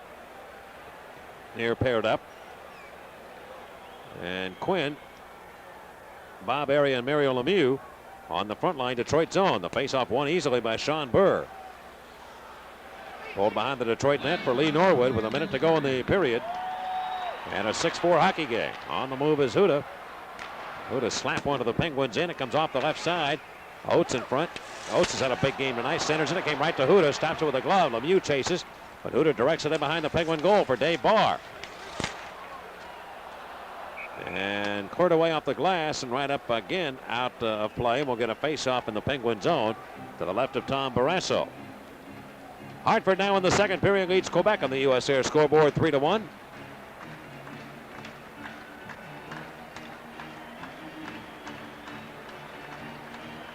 Yeah, if you tuned out after the Penguins got ahead 6-0, Danny Quinn's gone to the Penguin locker room, but it appeared to be an equipment problem.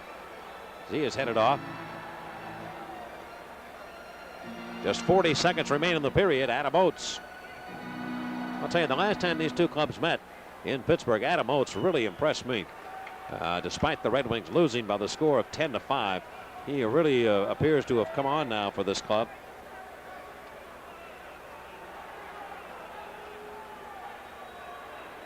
Oates went to RPI. He was signed as a free agent by this club. That was when they were dishing out some big bucks for free agents at the time. And in fact, the Penguins went after one in Dwight Mathiasen, but it never did pan out and play for the Pens. Now Hannon comes to the Penguin bench. And what's he going to get? A new stick? What's he coming off? Yeah, he wants a new blade. So Penguin coach Gino Briacco has Lemieux, Loney, and Hannon out. Let's see who handles a faceoff. With Gordon Dineen and Darley Zalapski, it'll be Lemieux. And the Red Wings counter with Adam Oates on the ice with Dave Barr and Peter Klima. The Penguins trying to get it out of their own end after the drop of the puck. It goes to the far corner. Klima goes to Oates. He centers it in front, and Dineen got a piece of it, but not out. Now one right by Huda at the right point. He just couldn't control it. Looked as though he would keep it in and get an opportunity to shoot it to the net, but did not. At center ice, Huda giving the puck to Peter Klima. He lost it. Dave Hannon finds Lemieux. 15 to go in the period. Cutting for the net is Hannon's got him there. He swoops in. A stop by Hannon. A big save there. With only 12 seconds to go in the period, Hannon stopped. Now back come the Red Wings. 7 to go in the period. Here's Dave Barr trying to beat Zalapski. Can't do that. Tap behind the net. Oates centers. And time has run out. That's it. What a period of hockey. Huh. Unbelievable. We have played 2 periods here in Detroit. And the score at the end of 2. The Penguins 6, Detroit 4 on the Penguins Hockey Network. Second period, the Penguins scored twice early on to take a 6-0 lead against the Red Wings. Callender and Coffey connecting. But then Detroit wheeled off 4 straight. Peter Klima, his 12th at 7:54. Steve Yzerman is 56 from Lee Norwood. That made it 6-2. And the one that really seemed to get the Red Wings going even more, McLean, made it 6-3 at 12:39. And Barr in the deflection on a power play goal at 18:30 in a 6-4 game now through 2 periods of play. Shots on goal in the second period. Detroit with the edge, 15 shots against the Penguins 9. And the game totals right now dead even at 22 apiece. Paul Steigerwald is standing by with Steve Yzerman of the Red Wings, and let's go downstairs and join him now. Okay, thank you, Mike. Yes, the captain of the Red Wings, Steve Yzerman, who just broke the record for goals in a season with his 56th goal. You could have 57 there, but your teammate Davey Barr got a stick in there first. Yeah, Oatsy had, actually there was a couple of us in front of the net there with our sticks on the ice, and he managed to hit one of them. Steve, it's like 2 different hockey games. First game, the first period rather, or first game, I guess, 9 shots by the Penguins, none for the Red Wings, and then you came back storming in the second period. Well, you know, no one likes to lose at home, and especially lose by a big score. You know, the first period, we made some mistakes, although we were playing pretty well. We made some very costly mistakes, and that resulted in goals. Fortunately, in the second, we kept up the momentum, and we kept skating, and we had our chances in the first, and finally in the second, a few of them went in, and Glennie went in and made a couple of key saves for us that have kept us in the game, and we've been able to pick away. Hopefully we can get some more. I got to ask you about the 56th goal, the record. So many great players have played in this building and for the Red Wings, and it must be a great honor. Well, yeah, things have gone pretty well this year, and I was excited about it. The tradition of the Red Wings has been a great one in the past 50 or 60 years. So I was happy to get it. Describe that last goal, if you would, the one you just blew past. Tom Well, Lee Norwood just pinched in at the blue line to get the puck, and it went off his foot and came to me off the boards and cut through the top of the slot or top of the circle, and I just waited for a little bit of traffic to clear and took a shot, and Tommy was screened on it and was able to go in the corner. I want to ask you about the Red Wings season so far. You have a big lead in your division. You've had a couple of great years where you went to the finals, the conference finals, and I'm wondering if maybe it's been more difficult for your club this year to keep an interest up in the regular season and play at the top of your game because you've gone so far in the playoffs and really had nothing to show for it at the end. Is the regular season becoming a little bit hollow for you? I don't think so. At least I hope it isn't. I don't. If you went around and asked the guys, I don't think anybody would really say that. We haven't played obviously as well as we would have liked to, and we haven't accomplished the things so far that we would have liked to, and we're smart enough to realize that if we're playing this way, we're not going to go very far in the playoffs anyways. We've had a little bit of a transition this year, and we've gone to a younger team, and it's taken its time to adjust for us. We're a more talented team, but we need it to get some experience, and in time we'll gain that, and as we go along, hopefully we'll improve, and we can make amends in the playoffs and do a lot of things, hopefully in the playoffs, that can make up for the disappointing regular season we've had so far. But we finished strong here, and we'll be happy with the regular season. As the captain of this team, has it been tough at times to keep things together with some of the distractions you've had this year, particularly with Peter Klima and Bob Probert? Well, at times we've the guys, we've gotten a little frustrated or angered, and I think a lot of people have, but it's really been out of our control, and that's we've had our difficulties, sure, but that's not really that's no reason for us to have our goals against greatly increase in what it is, or have our not playing as well or making the mistakes we're making. And that's one of our problems. That's a minor one, and that the players ourselves, we haven't had to worry about that because it's been out of our hands. We've got to worry about doing our job on the ice and playing hockey on the ice, and we haven't done it as well as we would have liked to. So we can't fault any of those individuals for our problems on the ice, really. Stevie, it's a pleasure to talk to you. Congratulations again on your big goal. Thank you very much. Thank you. Steve Yzerman, the captain of the Red Wings, has been our guest, and we'll return to Joe Louis Arena in just a moment on the Penguins Hockey Network. Well, when you watch the fast action of Pittsburgh Penguin hockey, remember that limousine services are provided by Carriage Limousine Service, the Pleasure Trip. Call 488-7000. And the Civic Arena's Igloo Club is holding a grudge match, that is, on Monday, March 6th, starting at 9 p.m. It'll be Ray Boom Boom Mancini versus Hector Macho Camacho on closed circuit. A $30 ticket gets you an all-you-can-eat London broil buffet, plus a seat in the Igloo to see the fight on television. Minimum groups of 4, please, and you can call this number, 642-1890. Also on the card that night will be George Foreman as he continues his comeback in the heavyweight ranks. Also, the Ice Capades will be back at the Civic Arena, and the shows will be held, 10 spectacular shows, March 7th through the 12th. A glittering burst of star-studded entertainment. Ice Capades celebrates the return to romance in an all-new lavish production. And we will hope to see you there. It'll be shows again, March 7th through the 12th, 10 spectacular shows. Tickets are available at all choice seat outlets for both the Ice Capades, remembering that Mancini Camacho fight at the Igloo Club, and also wrestling coming up March 3rd. We've got a 6-4 game where the Penguins lead at the end of 2. We'll be back with more in a moment right here on the Penguin. And legendary Oro Valley Golf Club, located just an hour's drive from Pittsburgh and Ligonier, is the site of the 1989 U.S. Senior Open. You can see some of the golf's greatest stars like Arnold Palmer, Gary Player, Chichi Rodriguez, and Miller Barber as they compete for the senior golf's most prestigious title, June 26th through July 2nd. And choice seat outlets have season and individual day tickets for the 89 Senior Open. That'll be at Laurel Valley Golf Club. And coming up June 26th to July 2nd. We'll be back here at the Joe Louis Arena momentarily on the Penguins Hockey Network.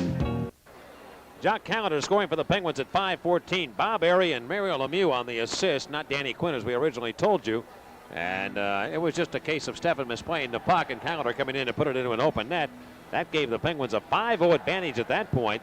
And less than a minute later, at 6:06 of the period, Paul Coffey unleashed a wicked wrist shot that was low to the ice right by goaltender Greg Stefan. That forced his departure.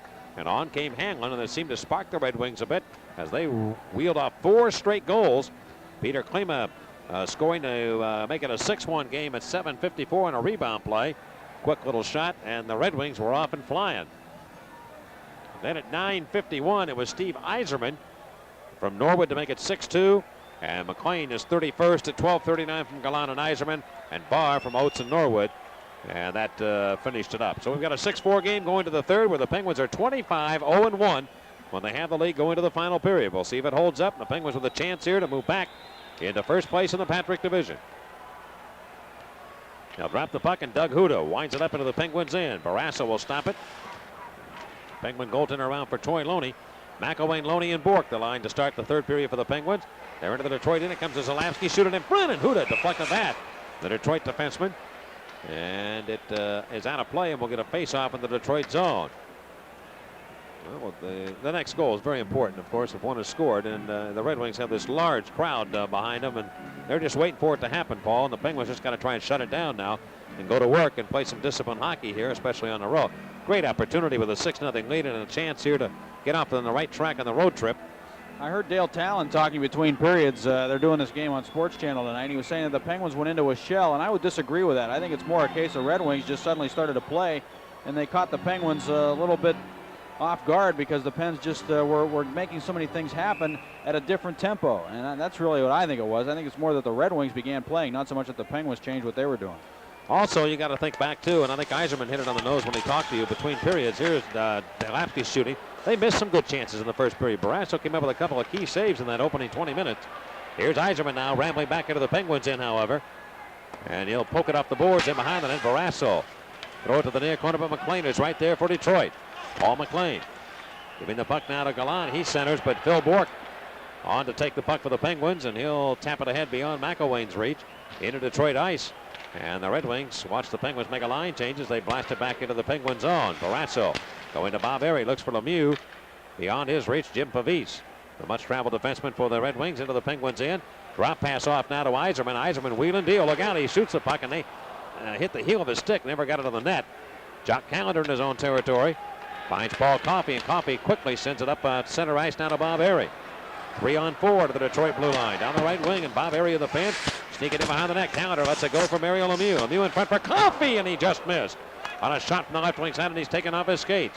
Back come the Red Wings. Remember, Coffey is trapped back in the Red Wings end. Right side, it comes on a bar. Slap shot, and he missed the target. Coffey checks his right skate as he was hauled down. Puck sailed back in behind the Detroit goal. Jim Pavis defensively.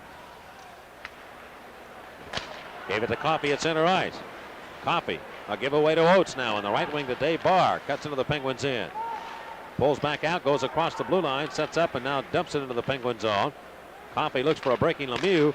Can't get it to him. He gave it away to Oates, and Coffey was knocked down on that play back in the Detroit zone. Is having a little trouble right now, getting his wheels back.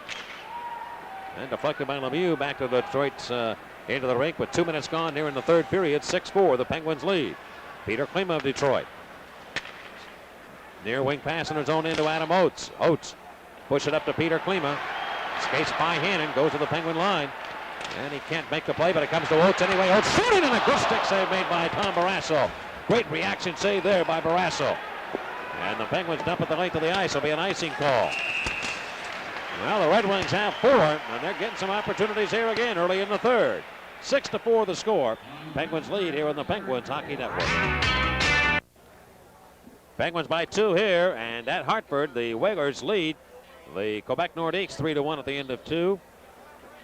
Babbage has scored for the Hartford Whalers with Tom Martin and Dave Tippett. Mike Huff has scored for Quebec. Mario Lemieux tonight with 5 assists. And a big save by Barrasso on Adam Oates as he cut in from the left side. Oates was a guy that had the chicken pox.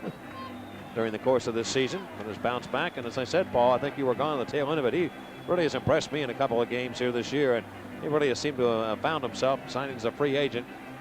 He's a smart hockey player, and he's an old hockey player. He's not very young. He's 26 years old. He kind of got started late, signed as a free agent out of RPI, and that was back in the days when you still could have free agents. Now they have the supplemental draft in the NHL, and there's no such thing as guys coming out of college who passed their draft age and kind of sneak up on everybody, and everybody bids for him, as the Penguins did for Dwight Mathiasen. Adam Oates, highly regarded, and the Red Wings grabbed him along with a few other free agents, and he's really the only one that's really panned out. Penguins signed one that was pretty good and still playing with his hockey club, and Jimmy Johnson. That's right. Chris Dahlquist also. Here from the face-off, Dahlquist handles the biscuit. He'll flip it ahead now to center in the left wing to Cunnyworth. A slap shot that'll miss the net. Off the near wing, picked up by Joey Koser. Dangerously cut in front of his own net. But he goes now to Lee Norwood. Pass through to center now to Sean Burr. Burr of Detroit. Whacking it behind the Penguin net. Barrasso fell down as he went for the puck.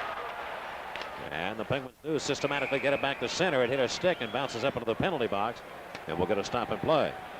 Barrasso checking his skates now to see if maybe a strap from his pad may have fallen out or something, gotten underneath the blade of his skate.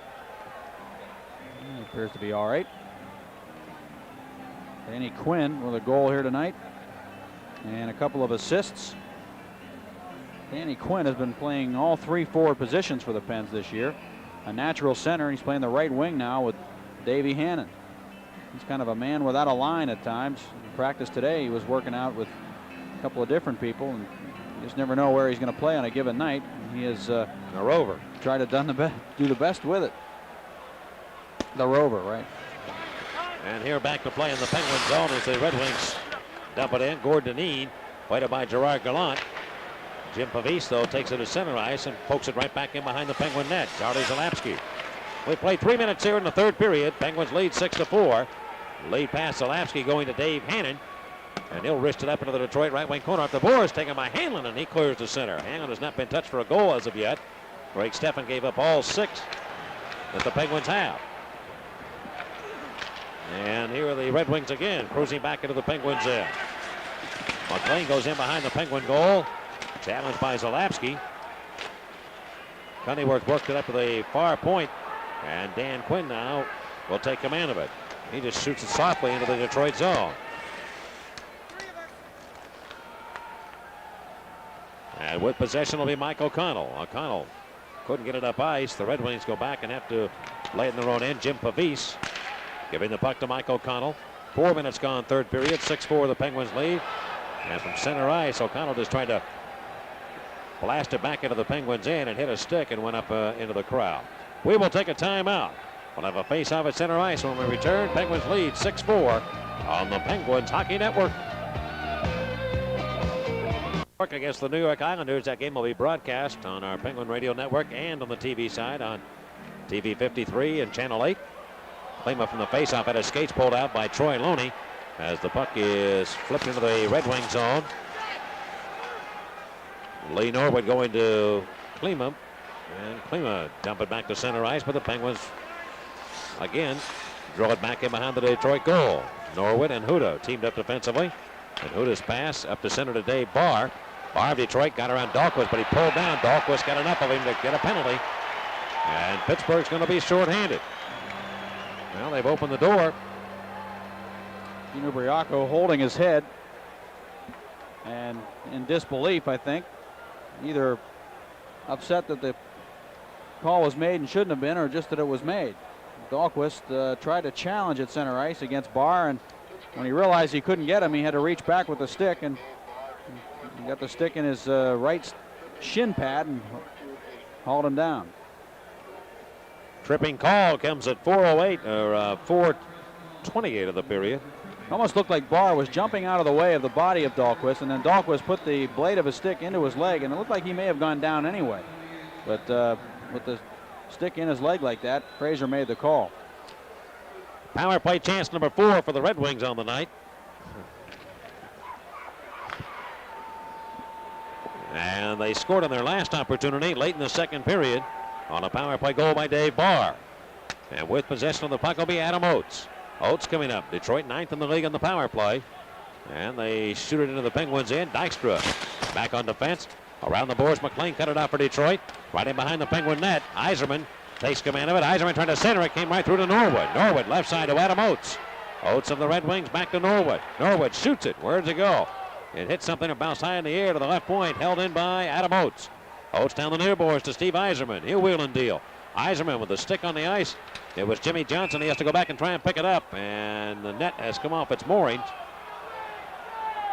Gary Frazier, the referee, halted play with a whistle. And the Red Wings, Gerard Gallant, apparently felt the Penguins dislodged it. And Gary Frazier talking to Gallant.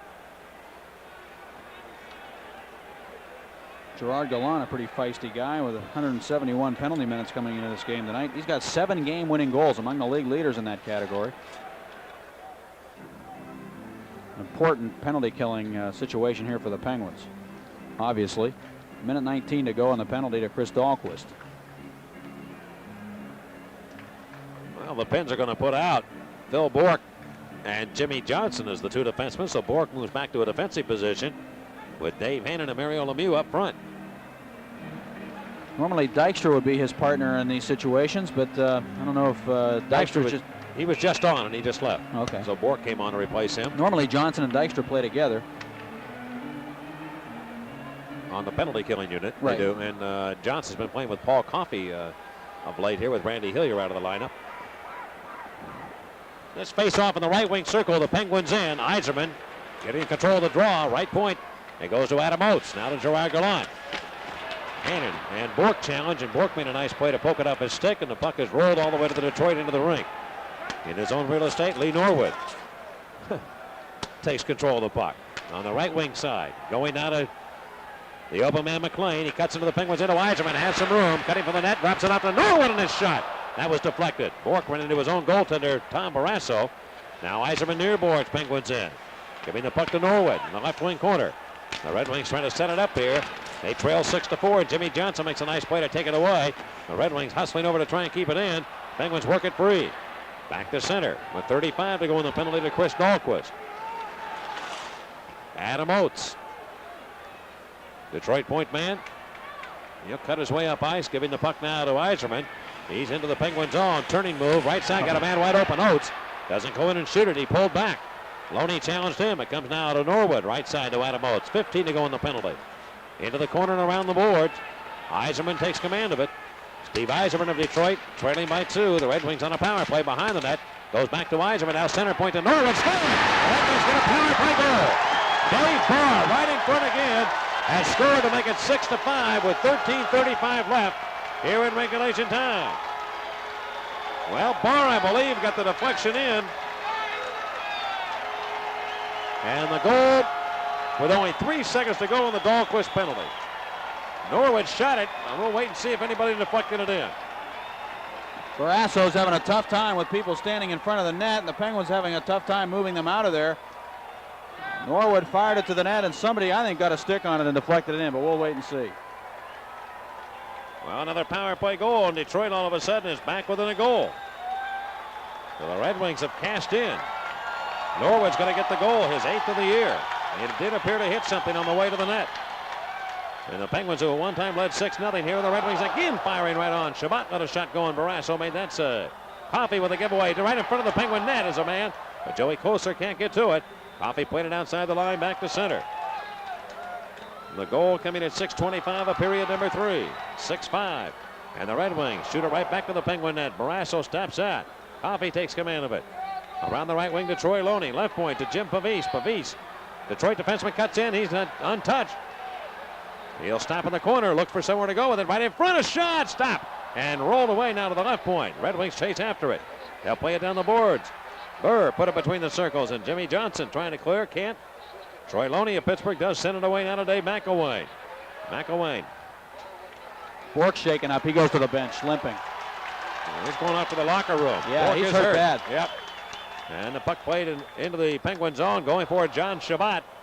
Shabbat got it around the far side. Calendar looks now for Bob Harry.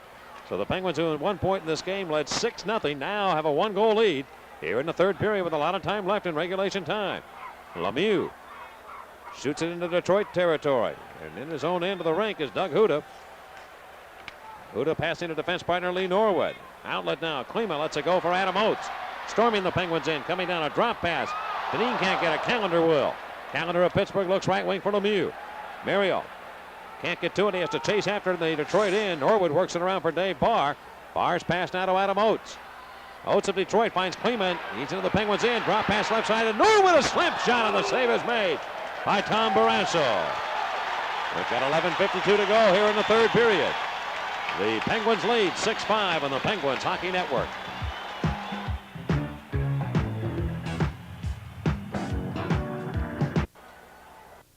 Coneyworth beat it back into the Detroit zone, but the Red Wings are right there.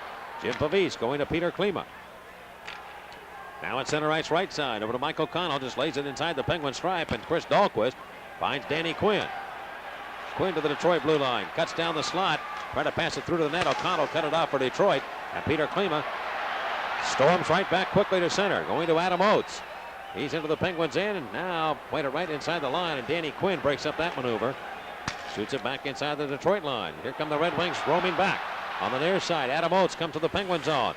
Drop pass for Paul McLean, but he can't get to it. Callender has it. Outlet pass now to Mario Lemieux with 5 points on the night. Stick handles through Norwood. Going to the Detroit line. Right side to Jimmy Johnson.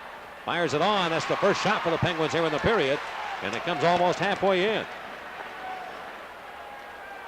And not a very strong one, to say the least, by the Pens. And right now, the Red Wings trying to get back into this game and tie it. They're down by 1. Moved away to center to Mario Lemieux. He's going to the Detroit zone left side for the Penguins. Cuts across the ice. Drop pass to Jimmy Johnson. Comes in. He's pulled down. Penalty coming up against the Red Wings. Jimmy Johnson was hooked from behind. And the Penguins will get the turkey on the table. With 10:28 to go in the third period. 6-5 the score. Pittsburgh with the lead on the Penguins Hockey Network.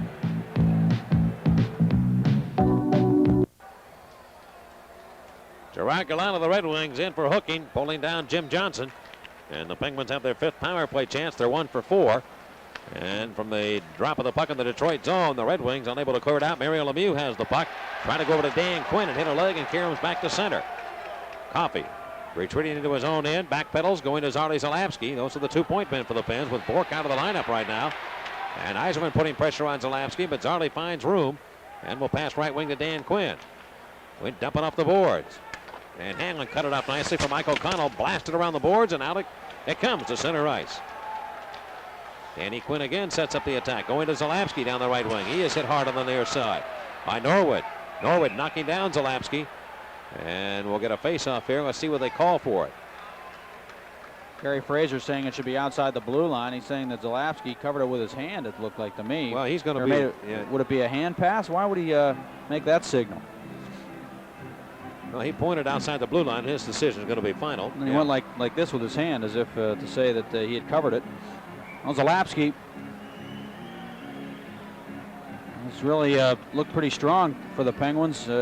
Missing 20 games with that knee injury and coming back and almost looking as if he had never missed any games at all. Tim Higgins out for the Red Wings, along with Jim Nill, with 1:17 to go in the Gallant penalty. And here's Zalapski now trying to feed it inside the line. He can't do it as O'Connell again stops the play and dumps it right back into the Penguin net area. They still have not given the Penguins a shot in this period. They did not credit Jimmy Johnson with a shot on goal. Apparently it wasn't on the net. It was too high. Now lifted back in behind the Detroit net. Here's Cullen on the power play. Cullen going to Mario Lemieux. Back to Cullen. Whistle sounds. Penalty coming up. Who's this going to be against? A holding call. I think it's against Zalapski. A holding minor coming up against the Penguins, going to even it up.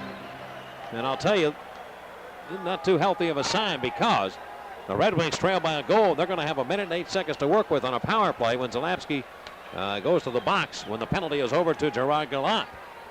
And they've scored in their last 2 power play chances. Zalapski was in around the cage. He had taken the puck in deep and forced it in deep. And then Cullen was trying to work the puck to Lemieux, and Zalapski was holding off one of the Red Wings and preventing him from getting over to prevent Cullen from getting the puck to Lemieux. So Zalapski kind of had a little problem on that shift. He gave the puck away for a moment in his own end and fell down. He also fell down in the offensive zone. Then when he carried it in deep, he gets caught for holding. Well, that'll be a 4-on-4 situation. Lemieux and Quinn against Yzerman and Peter Klima. With Norwood and Huda back, and for the Penguins, it'll be Paul Coffey and Jimmy Johnson. And the Penguins from outside the Detroit line have the puck. Lemieux trying to get into the zone. He does, but Klima's right there. Great skill players on the ice right now, Mike, at 4-on-4. And I think what the Penguins are trying to do is score in this situation if they possibly can, because they know the Red Wings are going to go to the power play. Here's Klima skating back. Drop pass for Doug Huda. It's behind him. Klima's got it again, right side of the Penguins. In comes in with a slap shot. Barrasso makes that save. The rebound, Jimmy Johnson trying to clear, and they run into the net, and it's dislodged again. And that would have been a break for the Penguins up ice, and so it turns out to be a break for the Red Wings. You see Klima bust into that Pittsburgh zone, that loose puck. Johnson was trying to hold him off and get the puck out at the same time, and the puck slipped in behind Johnson, and Klima just went right after it and rifled that shot.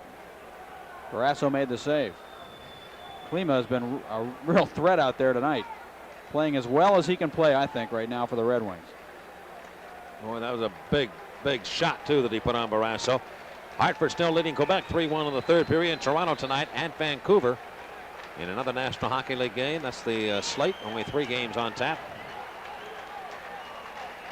Penguins trying to move back into first place in the Patrick Division. They have a 6-5 lead here against Detroit. 25 seconds to go on the Red Wings penalty to Gerard Gallant. And then the Red Wings will get a power play for 1 minute and 8 seconds. Face off inside the Penguin blue line, near side. About 10 feet inside the line. Yzerman against Lemieux. Lemieux wins the draw. Dump it back to Paul Coffey, the Penguin defenseman. Gordon Dineen now paired with him. Coffey goes to Dineen, and up on the play comes to Bob Airy. Airy skates to the Detroit zone. Right side to Dineen. Wrist one. That'll miss. Off the left wing boards. It'll be Lemieux banking the puck in behind the Detroit goal. See where the Penguins have gone more to a defensive style, I think, right now with the penalty expiring. And here are the Red Wings on a power play. They put Airy and Lemieux out with Dineen and Coffey back and play to the Penguin net area. Coffey has it. Going to shoot it up high in the air. And then sails all the way through to the Detroit goal. On the move is Adam Oates. Oates of Detroit. Wheel and deal to the Penguins in. Lead a little right wing pass to Gerard Gallant, who just came on. Going to McLean. Back to the right point for Oates. And he looked down to see where it was. And he lost sight of it and went right by his stick. He was going to make a play, and he never had the puck. That happens. Here is Oates. Still from his own territory with a half a minute to go on the Penguin penalty. Kazarli Zalapski whacked up into the Penguins in. Around the boards to Gallant, left wing corner. Gallant put it behind the net, but it went too far for McLean. Right point it comes to Oates. Again sneaking in behind the Penguin goal to Gerard Gallant. Near side to Yzerman. Looks to shoot it. Does. Block. He picks it up again. Yzerman circling. Around the net he tried to go to McLean, and Jimmy Johnson broke up that maneuver and shoots it up the other way to take the heat out of a hot kitchen with 4 seconds to go on the penalty. Here's Gallant rushing quickly back into the Penguins in, and Dineen takes it off his stick. Shoots it up for Lemieux. The penalty is over. Zalapski is on. Zalapski cuts for the net. He's in front, but cut off nicely by Jim Pavice. The Detroit defenseman before Zalapski could get there. Now Pavice losing the puck to Mario Lemieux. Now Lemieux knocked down. Lemieux still controls the puck. Wheel and deal down the slide. Here he comes. Trying to shoot it. He's turned around. Knocked down. Play goes on. Now with it is Yzerman. Yzerman back, and he got to hustle back. Here's Yzerman going down the right side. Does not go into the zone. He couldn't penetrate. He'll flip it up into the air to the near corner. Penguins in. Gordon Dineen of Pittsburgh took a check from Klima, but made the play to Chris Dahlquist. And outlet right side to Jock Callender. Well, they all were thrilled with the play, but the Penguins did take a check on the play to get the puck out. Back to the Penguin line, and Dave Hannon will not let the Red Wings come in. He shoots it back to the Detroit blue line. Lee Norwood near wing to Dave Barr. Barr ahead for Adam Oates. Boy, what a strong game he has had tonight. Adam Oates. He's improved his skating dramatically. Unbelievable. Oates now near side to Norwood. 6:18 to go in regulation time. Near corner to Dave Barr. Trying to go back to the left point. Is it held in? Yes, it is by Norwood. Drop it back into the left wing corner. Penguins in. Oates centers for Klima. Shooting and stopped by Barrasso. Klima right in front, point blank range, and he was stopped by Tom Barrasso. In behind the Penguin cage. And again, that net is upended. Boy, Klima could have himself about 5 goals here tonight. That's how many great chances he's had. He does have one, but he could have a lot more.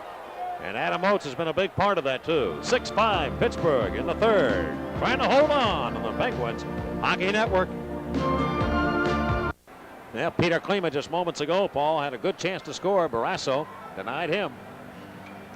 Barrasso just dropping to his knees to make the save on Klima. Klima was kind of at a sharp angle and didn't have a whole lot of room to cut across and get much of the net. Barrasso took what net there was away from him. And then after Klima took the shot, he tried to go behind the net. He lifted his stick up, and Barrasso grabbed hold of that. So he's doing it all in there. 6 minutes and 1 second to go in regulation time.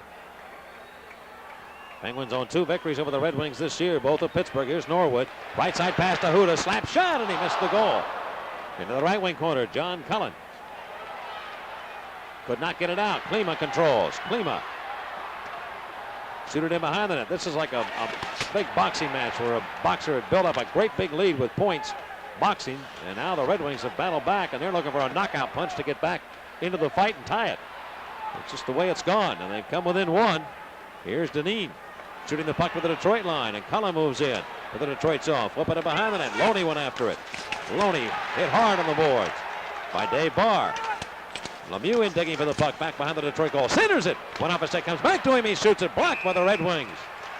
Lee Norwood right in front, and he gets back up now and turns around John Cullen.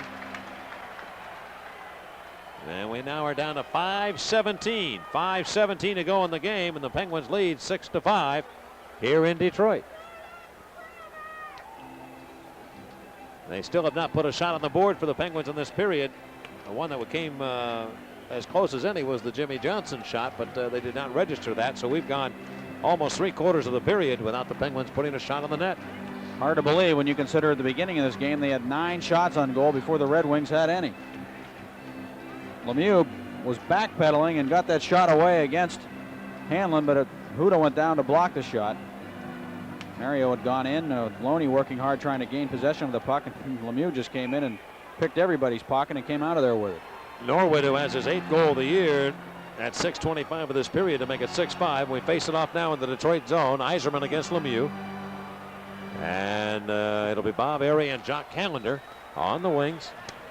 Controlled by McLean, and McLean back in behind his own net after the Red Wings control the faceoff. McLean left wing pass to Gerard Gallant. Gallant looking for Yzerman. Move quickly to the Penguins end. Cuts around, trying to get around Coffey. Held his stick, held puck in front. Goes in. The Red Wings have tied the game right in front. They have put it in to tie it with 5 minutes to go in regulation time. And I think Steve Yzerman is going to get the goal, Mike. Yzerman just went to the net, and Barrasso went into the net along with the puck. The Red Wings have been doing that since the second period, really barging in on Barrasso. He's been knocked down a lot in the goal crease tonight. They just went right to the cage and got the goal. Well, Yzerman made his move against Coffey and got in. It might have been McLean who got in front of that net. It just went between the legs. It's going to be Yzerman who will get the goal. I'm not so sure that should be not be a goal, because McLean's in the crease. He never touched the puck, and Airy did not take him into the crease. He went there on his own, so he was not pushed in. He was standing in the crease when the puck went by him and into the goal, and he never touched the puck. Yzerman scored that goal with a man in the crease. We are tied at 6 here in the 3rd period, and a dramatic comeback for the Detroit Red Wings. And the puck played on edge back into the Penguins' ends. Artie Zalapski of Pittsburgh. And outside the line, carried back in by Shabbat. It is Yzerman who will get the goal. He is 57th of the year with 4 minutes and 36 seconds to go. Here in 3rd period action, all tied now on the Penguins Hockey Network. Night for Steve Yzerman. He never really even shot the puck on that last goal. It just kind of rolled off his stick as he tried to make a great move on Coffey. He made a great move on Coffey. And it went underneath the pads of Tom Barrasso. McLean, was he pushed in by Airy? Maybe he was. Airy, I think, helped knock his own goaltender over, too. Yzerman's goal is 57th of the year at 15 minutes of the 3rd period. After seeing it a second time, Mike, I think Airy did help McLean into the crease, knocked him off balance a little bit, and then the puck went into the net. Now, after leading 6-0, the Penguins now are tied here in the 3rd period, and O'Connell now back in the Detroit zone. Mike O'Connell, right wing pass. Up ahead it comes to Adam Oates. 4:20 to go in regulation time. And dealt long into the Penguins end. And this crowd, almost 20,000 in mass now. The Penguins have been given a shot on goal. I don't know where it came from, but it's on the board. And it happened right after the Red Wings had scored the goal. Now back in behind the Pittsburgh net. Artie Zalapski defensively for Pittsburgh. And he doesn't have anywhere to go. There's no movement for the Penguins at all. They're stymied. I'll tell you, they're in trouble right now, the Pens. They're getting no movement Right wing pass Zalapski off the board is going to be an icing call, and I'll tell you, the Pens are in trouble. Here is Zombo touching the puck. Penguins are just confused right now, and they're backpedaling. They're reeling, as it were. They can't seem to get any continuity going, and it all belongs to Detroit right now. And we still have 3:49 to go in regulation time. The holding penalty that Zalapski took on the power play was not a good one for the Pens. It gave the Red Wings an opportunity to even it up at that point and then get a little power play of their own and reestablish the momentum in this hockey game. The Penguins really needed to take advantage of that and put I'm going to this thing argue away. with you. I'm going to argue with you. I'll tell you why. Penguins didn't have a shot on goal for 3/4 of the first period. Yeah, they but weren't even in the game. Whether Zalapski takes well, that a was their penalty, you know. chance. That was their chance Well, to start getting some shots. I know. I mean, they just They didn't get any. They haven't done anything in the third. They just got to look at themselves. I mean, that's it's been a total team effort for the whole period, and Detroit rallied within 2 at the end of 2, and now they've tied it. And I'll tell you, this crowd had a great deal to do with it too. Don't kid yourself. They are really into the hockey here in Detroit. All right, from behind the Penguin net, let's see if the Penguins can solve the problem and get it going the other way. They dish it up deep into the Detroit zone, and Hanlon, who has not given up a goal at all in this game after Steffen gave up 6 to the Penguins, now tied at 6, and you would have to be here to believe it. Here comes Adam Oates now, cruising to the Penguins' end. Down the left wing, trying to beat Zalapski. Feed it in front, and where is it? Barrasso evidently got a piece of it. It went wide, and Kerry Fraser, I think, lost sight of it. Oates, terrific night for him, along with Yzerman. That backhander went right off his left pad. Yzerman has 4 points. And Adam Oates will sit out. There were the shots. 29 Detroit, Pittsburgh with 23. And I'm going to be honest with you. I don't know who got the shot, Paul. I really don't. Usually in that situation, it happened right after the Red Wings had scored, I believe, their 6th goal, coming right back down. But it just was so insignificant that really it didn't register. Penguins had 9 shots on goal at the 9:36 mark. They've had 14 since in this game. Yeah. And here is Jimmy Johnson cutting back now for the Pens after the face-off to center ice. Dump it in. We're tied at 6. And the puck is poked back in behind the Red Wings goal, but Rick Zombo. Penguins have nobody in there checking at all. The Red Wings clear to center and banged right back in behind the Red Wings net. Now they move people in. Lemieux and Erie come after the challenge of the defenseman. Comes right wing. 2:55 to go in regulation time. Joey Koser dealing up to the Penguin goal, and Barrasso will stop it. Move it away to the near side. And on the move is Bob Erie. Erie of the Penguins looks for Lemieux. They collide with one another. And the Penguins are offside at the Detroit line. And Burr and Calendar now push and shove as Fraser will try and keep things under control. Here in Detroit. Well, if you've been with us, you've seen an unbelievable game. Penguins 6, Detroit 6 on the Penguins Hockey Network. Paul Steigerwald, Mike Lang here at the Joe Louis Arena in Detroit, where the Penguins and Red Wings are tied at 6 here in the final 2.5 minutes to go in regulation time. Here's Lemieux cruising back into the Detroit end, cut around Huda, trying to get in towards the net, pulled down. Play will continue as Lemieux looks for a penalty, as Huda just pulled him right down off his skates.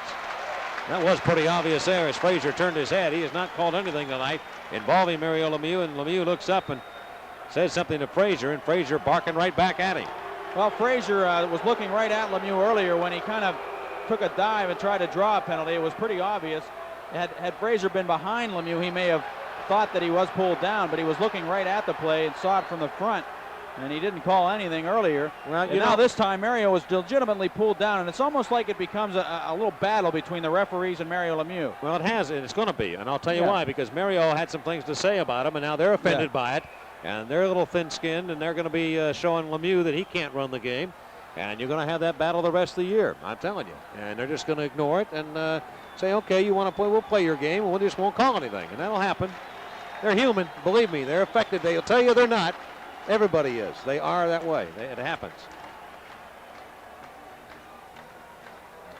Now, how long it'll last, I don't know. But, you know, the word travels around. You got a lot of referees that Lemieux has to deal with. It isn't like one player that you have to deal with. You got to deal with a whole set of them. And Lemieux was really letting it all hang out there as he went down the slot, trying to beat Huda and do it all himself. And the puck still rolled through the goal crease, wide of the net. And Lemieux was hauled down, nothing called. 2:25 This is to go. continuing now. Frazier talking. Explaining this situation to Mario Lemieux. And here we go. Pushed away to the Penguins' end. Coffey. Well, it's like the Penguins took a standing 8 count now, and they're back into this thing. Here they come into the Detroit end. Here's Lemieux trying to shoot the puck, and off the stick of Mike O'Connell. It's just like they were stunned, you know, with the Red Wings coming back, and I think now they're a little bit back into the game here as we approach the final 2 minutes and 13 seconds in regulation time. Funny, this period has been interesting. Even though the Penguins haven't had any shots, it almost seemed like they were trying to just protect the lead that they did have and try to walk out of here with their 2 points and escape here. And the Red Wings just quietly went about the business of coming up with the 2 equalizers. The equalizer, well, it's now 6-6, and it has really been like 2 different hockey games in many ways, because the Penguins, I'm not so sure that they changed their game plan or anything. I just think the Red Wings finally started to decide to play hockey. Handing on for the Penguins with Dave McElwain and Mario Lemieux. Face off Detroit in. Right wing circle, Sean Burr in against Hannon. And Hannon trying to push it to the corner. O'Connell whacks it up out of the zone all the way deep into the Penguins end. This will be an icing call called against Detroit. And they bring it all the way back into the Detroit into the rink. And I feel a little momentum going back the other way right now for some reason in favor of the Pens. It's funny. You just get that little edge or a little feeling in the game. McElwain comes off, Hannon comes off, and the Penguins will put Airy and Callender on. Tom Barrasso, the Penguin goaltender. The Red Wings have had 29 shots against him.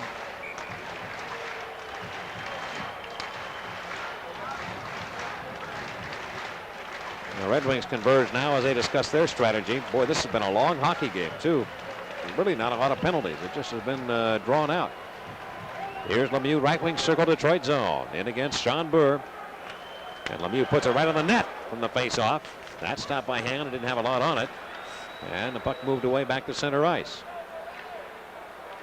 From his own blue line, Mario Lemieux comes up with it. Now Lemieux won that face-off, did he not? Did he not put it on the net? He did, and there's no shot on the board at all. So the shots are a little deceiving. They very well could be. Here's Lemieux down the left side, going to Coffey. Moves in, trying to put it to Barberry, can't do it. And cleared by the Red Wings back to center. Jim Johnson of the Penguins looking right wing to Jock Callender, belted by Lee Norwood, but Airy has it. Looking for Lemieux, but the pass behind him here with the Red Wings counterattacking. Gallant goes the off wing right side. Penguins in, drop pass, Yzerman shooting, and it's stopped by Barrasso. Now around the right side, kicked out by Huda, dumped in behind the Penguin goal for Yzerman. Those quick little darty moves, and he has it. Lemieux challenges him and knocked it off the stick, and right back to center.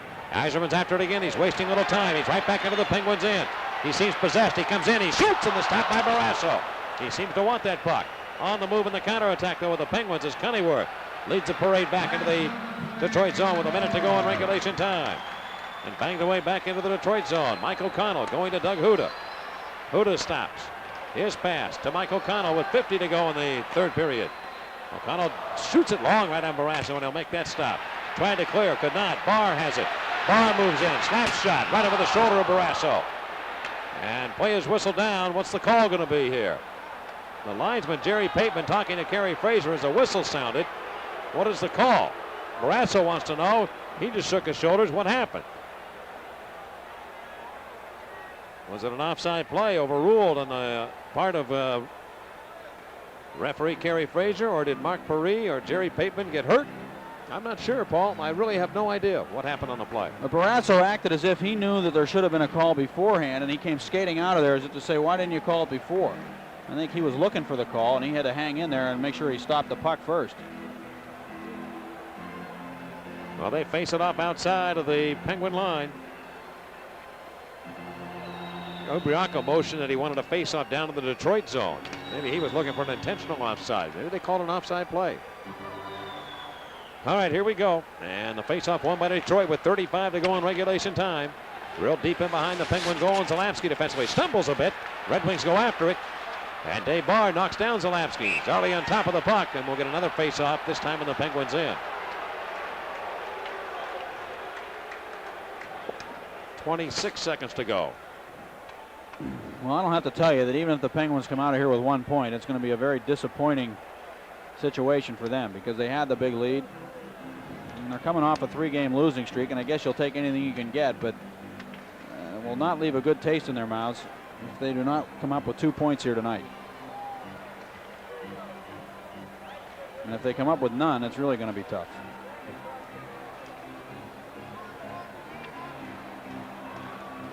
Detroit right winger Paul McLean, who has picked up a goal here tonight, is 31st. Yzerman has led the way back for the Red Wings with 4 points. Gerard Gallant works the other side, and the Penguins counter with Lemieux, Dave Hannon, and Troy Loney. That's the unit they'll have out here in this situation with 26 to go. And the Penguins win the draw as Lemieux. One at Zalapski, knocked down. Puck picked up now by the Red Wings. Gerard Gallant. Gallant moves it in front, and it's blocked by Zalapski, and Zalapski turns it over back to center. 12 seconds to go in regulation time. It appears we're going to go to overtime here at the Joe Louis Arena. Zalapski will take it from Barrasso, wind it around the left wing boards for Dave Hannon, and 3 seconds remain in the period, and we're going to overtime. We will go to OT here in Detroit, and the Red Wings really battling back have tied the game. We're going to take a 1-minute break right now, break for 60 seconds. At the end of regulation time, it is 6-6 right here on the Penguins Hockey Network. Well, the Red Wings, Lee Norwood got his 8th on a power play goal at 6:25, and the game-tying goal right now by Steve Yzerman is 57th from Paul McLean, and that came at 15 minutes of the 3rd period. And so we're all knotted up. The shots on goal, the Red Wings outshot the Penguins 10-1 in that 3rd period, 32-23 in 60 minutes. But in fairness, I mean, I don't think the Penguins had more than 2 shots. I don't know if the man keeping the records on it has been fair with us, too. I thought Lemieux won the face-off and put a shot on. Jimmy Johnson's shot certainly could have been maybe registered as a shot. You know, maybe they're drawing a real fine line here. And nonetheless, they're 10-1, and we'll see what happens. Now the overtime, it's a brand new hockey game. You know, the Red Wings have not won 2 in a row since December 9th and 13th. That's how long it's been. And the Penguins have not lost more than 3 in a row all season long. So one of those 2 stats could be broken here unless there's a tie, unless neither team scores. The Red Wings in overtime are 2-1-9, and the Penguins are 1-0-5 in overtime in OT. Now, if the Penguins get a tie here tonight, if they should, against the Red Wings, there'll be a 3-way logjam at the Patrick Division's top spot. The Capitals, the Rangers, and the Pens. That is if, and assuming they get a tie, a win will give them the outright lead in the division. And a loss, they're going to stay behind. This game has been like a microcosm of the Red Wings season. They've had problems keeping the puck out of their net, and yet they can score goals when they really want to. And Steve Yzerman mentioned between periods that they're a younger team, and they really are. In the last couple of years, they've had a lot of veteran players that they just kind of discarded, and now they're trying to learn how to win again with that defense and offense. Big guns go up against each other to begin the overtime. Yzerman against Lemieux, and the Red Wings move it up into the Penguins' end. Paul Coffey with 2 goals on the night. Leader pass left wing. It comes to Erie. 3-on-2 develops. Goes to Lemieux. Lemieux now slows it down. Back to Erie in front. He's pulled down, and play continues. Gerard Gallant hauled down Bob Erie, and now the puck underneath those 2 as they're down on the ice. And we'll get a face-off in the Detroit zone to the right of Glenn Hanlon. Coffey and Jimmy Johnson paired up defensively for the Penguins with Lemieux's line with Erie and Jock Callender. We've played 19 seconds of this 5-minute overtime period. And remember, it is 5 minutes sudden death. If nobody scores at the end of that 5 minutes, the game goes in the books as a tie. Well, I don't think we're going to see many penalties here. Gallant might have been called even on an interference call there against Bob Erie, but I think the whistle's been put away. Now you got to do it on what you can. You just got to hang in. And here's Lemieux. He and Yzerman again go up against one another. Boy, a great individual battle here going on. The battle between Yzerman and Lemieux on the night. Lemieux with 5 points, Yzerman with 4. And Lemieux wins the draw again. Left side. It goes to Coffey. Shooting. Block. Look out. Burr directs it back to center. So McLean comes off that line for defensive purposes. He's back on now as he steps out of the gate. And he has the puck and rolls it in behind the Penguin goal. Barrasso with a half a minute gone here in the overtime. Swinging around himself off the boards. Back down deep into the Detroit end. Hanlon will leave it for defenseman Rick Zombo, and Lemieux wants that puck also, as does Yzerman. We've got a great matchup here. Yzerman digging for it. Callender takes it. He tried to feed it behind the defense to Lemieux. Can't do it. Here come the Red Wings moving back to center. to McLean. Sends it back into the Penguins' end. Barrasso went ahead for Lemieux. It's off his stick. Will this be an icing call? I think it will be. Yes, it is. It hit Lemieux's stick, and they went up ice. So we played 59 seconds here of the overtime, and they'll get a face-off back in Penguin real estate.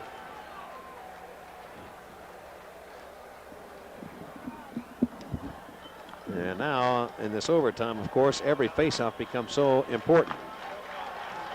The Red Wings put on the ice Adam Oates with Peter Klima and Dave Barr. And the Penguins will counter with Dave Hannon, Danny Quinn, and Troy Loney.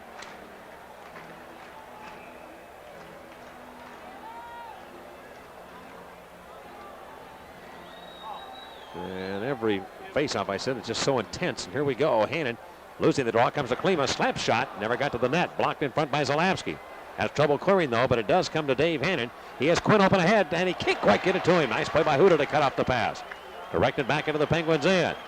Deneen got a piece of Adam Oates, who hops into the Penguins' end and belts Zalapski from behind with a body check, but he fell down. Penguins return the other way. Hannon going down to Cunnyworth.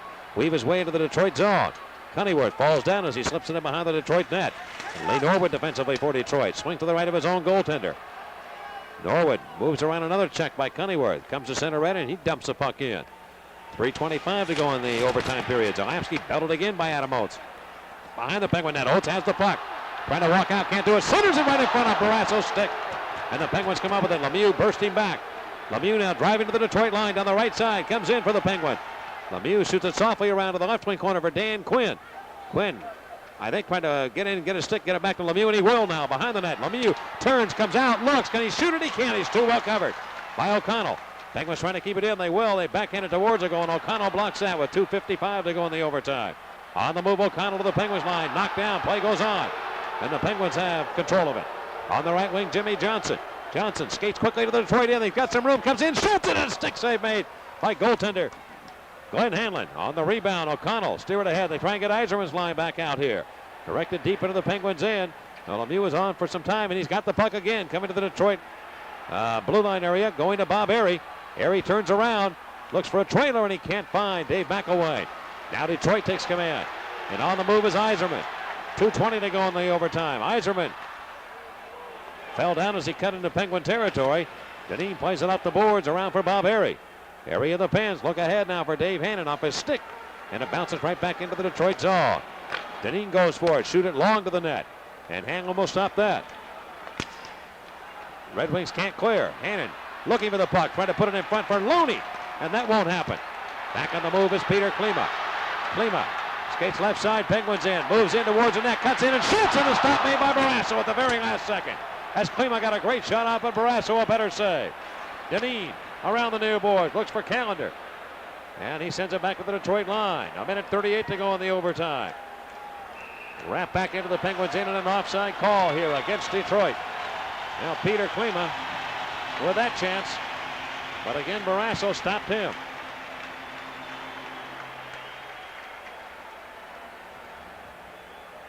Klima had 5 shots through the first 2 periods. He has, I think, at least 3 here in the third. A big night for Peter Klima. And at one point in this game, if you joined us late, the Penguins led 6-0. The Red Wings kept knocking away and pecking away, and they've come back to tie it. And we're in overtime right now with 1:34 to go in the overtime period, tied at 6. Well, you talk about some wheels. Peter Klima has those. Can he fly? And he's going to be on here. We're going to keep Adam Oates on. The Penguins will counter with Lemieux. Puck dropped outside of the Penguin line, and the Red Wings take command of it. Rick Zombo shoots it quickly back into the Penguins end. It'll come around to the near side. Adam Oates kicked at it. Coffey of the Penguins has it. Coffey's passed to Dave McAway, and McAway looking for Airy, so Lemieux, Airy, and McAway, the trio out. Back inside the Penguin line. McAway takes the puck, falls to his knees, goes to Mario Lemieux with 1:10 to go in the overtime. Lemieux to McAway. Start his way into the Detroit zone. Check the side and get back to center, and here's Adam Oates.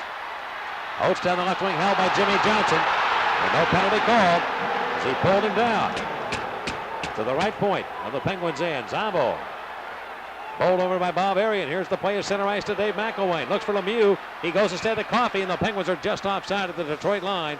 with 48 seconds left in the overtime. I don't think there was much question. Jimmy Johnson pulled down Adam Oates, but I don't think Frazier's going to call anything right now. He put that whistle away, and you can forget it.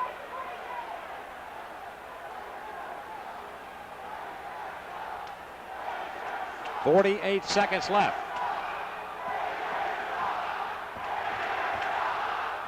Here in the overtime period.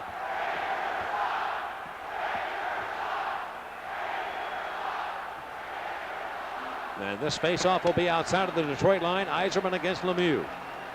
Penguins will put Loney out here. McElwain's going to come off. Is that the situation or not? What are we going to have here? What are the Pens going to put on the ice? They could call a timeout too if they wanted to here for extra rest, but they're going to put Loney and Hannon out. So the Pens, I think, are going more to defensive role. They're not going to get a whole lot of goal production out of Hannon and Loney when Lemieux out here against the Yzerman line. It would look to me as though the Penguins are going to play defense against the Red Wings. And the faceoff won by Detroit. And here's Yzerman playing the puck ahead, but Lemieux comes up with it. Mario shoots it back into the left wing corner. Off the boards behind the net with 37 to go. And the Red Wings have possession of it. Right wing pass. It will come to Yzerman. He gave it away at the Penguin line to Zarley Zalapski. Zalapski gave it right back to the Red Wings, and here they come. McLean into the Penguins inbound. Lemieux is all over him. Worked it free back to center with 23 to go. And Loney now starts up. Near side pass over to Gord Dineen. Knocked away. Dineen play it up the boards into the Detroit zone. 13 to go. Lemieux is after it. Lemieux trying to get in. He's pulled down. Play goes on. Loney behind the net. Loney centers. There's Hannon. He shoots and he's stopped by Lieutenant Hanlon. 5 seconds remain in the game.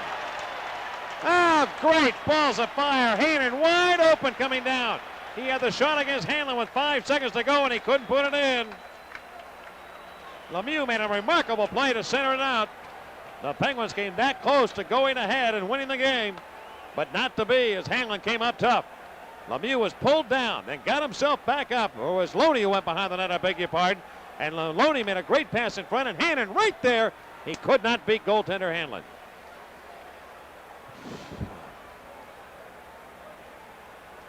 Five seconds left. We're tied at 6, and the faceoff will be brought outside of the Detroit line. And it appears as though we'll have a tie game here tonight.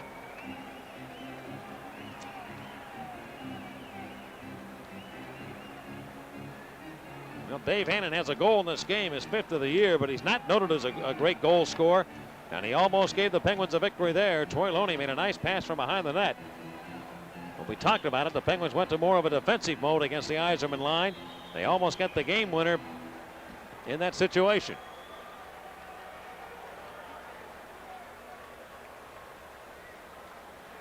And now a timeout has been called. Tonight at Hartford, the Whalers beat Quebec 4-2. Pittsburgh calls timeout. Goals tonight for the Hartford Whalers. Tippett, Martin, Babbage, and Ferrero. His 30th of the year. For the Quebec Nordiques, Michel Goulet and Mike Huff. The final goal on an empty netter by Ferrero. And one of the game tonight, the Whalers tonight had 50 shots on goal against the Nordiques in that game. Now again, the Penguins with an opportunity as Hannon left it behind the net, and Loney went in, made a nice centering pass. In alone was Hannon. He was wide open coming in, and he just could not beat goaltender Hanlon. Big chance there. Penguins called a timeout with the faceoff outside of the Detroit line. And Dave Hannon sits in the Penguin bench. Boy, he'd have loved to put it in, I'll guarantee you that. Snapped the 3-game losing streak.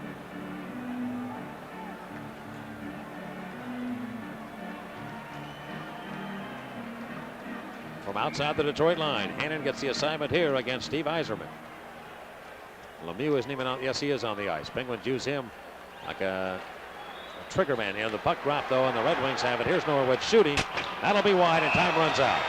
That'll do it. Zalapski now, as the game is ended, involved with Gerard Gallant. They got their arms wrapped around one another. And I think the tempers will cool down here as the game ends. Arlie Zalapski and Gerard Gallant.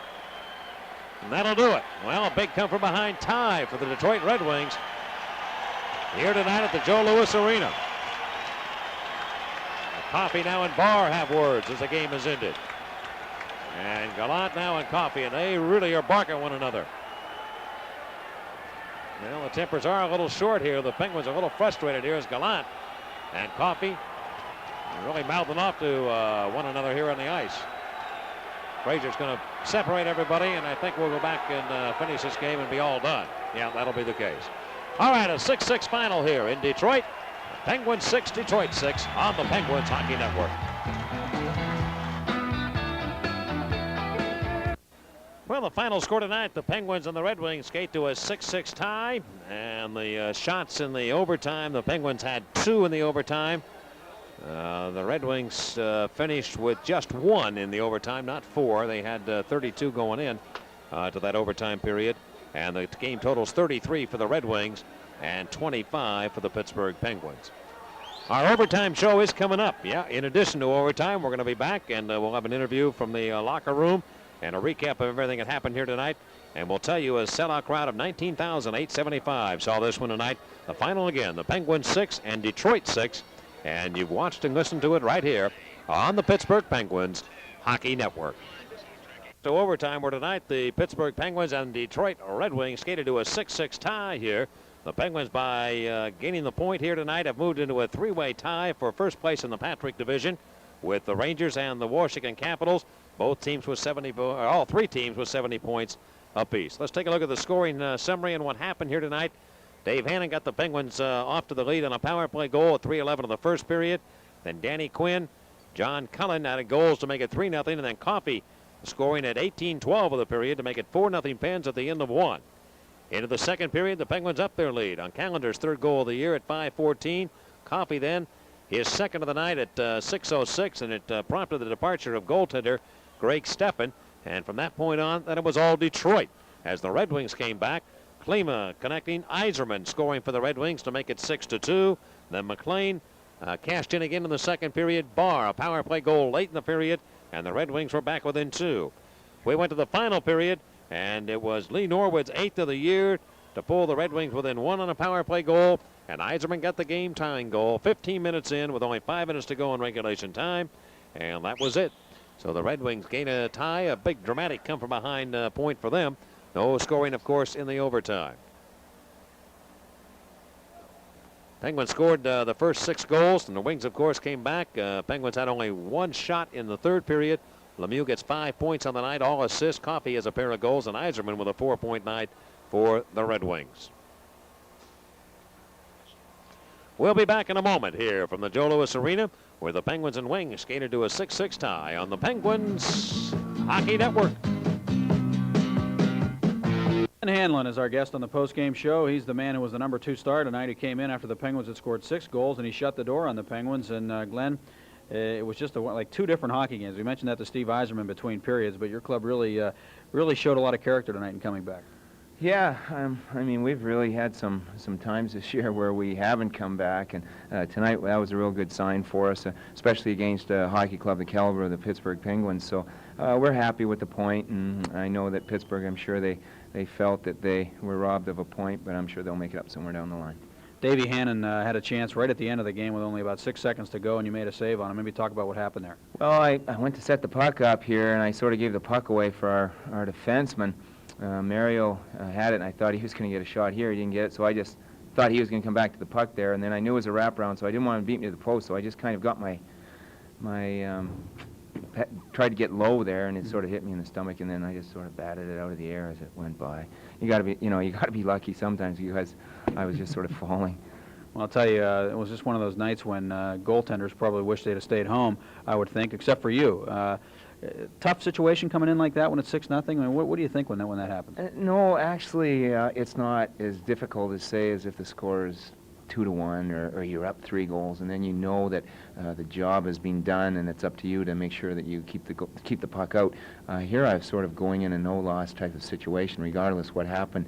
Maybe if I let in another 6, there might have been a few boo birds to contend with by the time the game was over. But as far as the game, really not much pressure until that 6th goal goes in for us, and then you know you're the goalie of decision, and then it's time that you want to make sure you get that point or that win. Of course, the Penguins really didn't have a lot of chances in the third period. They only had a couple of shots on goal.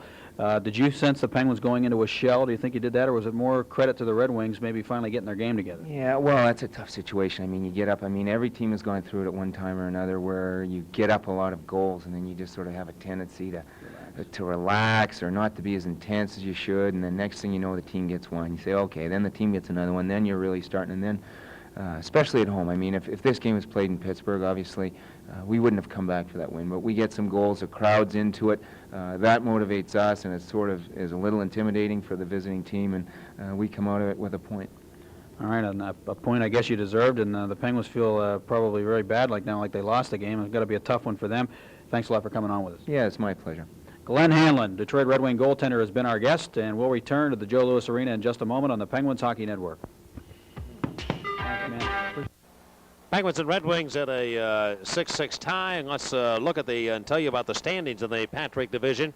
Right now, 3 teams all tied. The Penguins actually would get the nod here as the top team with 32 wins, one more than the Rangers, but it doesn't matter because they're all tied with 70 points apiece now through this point in the season. Philadelphia behind with 63, and New Jersey with 52 in 5th place, and the Islanders with 45. Out of town on the U.S. Air scoreboard, other games tonight. One other final. Hartford beat Quebec tonight 4-2. And Toronto at Vancouver. They are just underway at Vancouver, and there's no score in that game in the first period. Quickly, the 3 stars here tonight. The number 3 star went to Penguin center iceman Mario Lemieux. The number 2 star to Glenn Hanlon of the of the Detroit Red Wings. And what a well-spoken guy he is. Huh? Entertaining and enjoyable to listen to. And Steve Yzerman, the number 1 star in tonight's game, and he is our player of the game. Our next KBL game will be on Tuesday, March 7th, as the Penguins take on the Los Angeles Kings at Los Angeles. Our next game will be on Saturday night from the Nassau County Coliseum when the Penguins battle the New York Islanders. That game will be both on our Penguin radio and television network. Radio side at 6:50, on the TV side on TV 53, WPGH, and of course TV 8 in Johnstown, Altoona. That'll begin at 7 o'clock.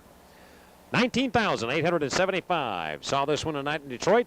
And the Penguins and Red Wings skate to a 6-6 tie.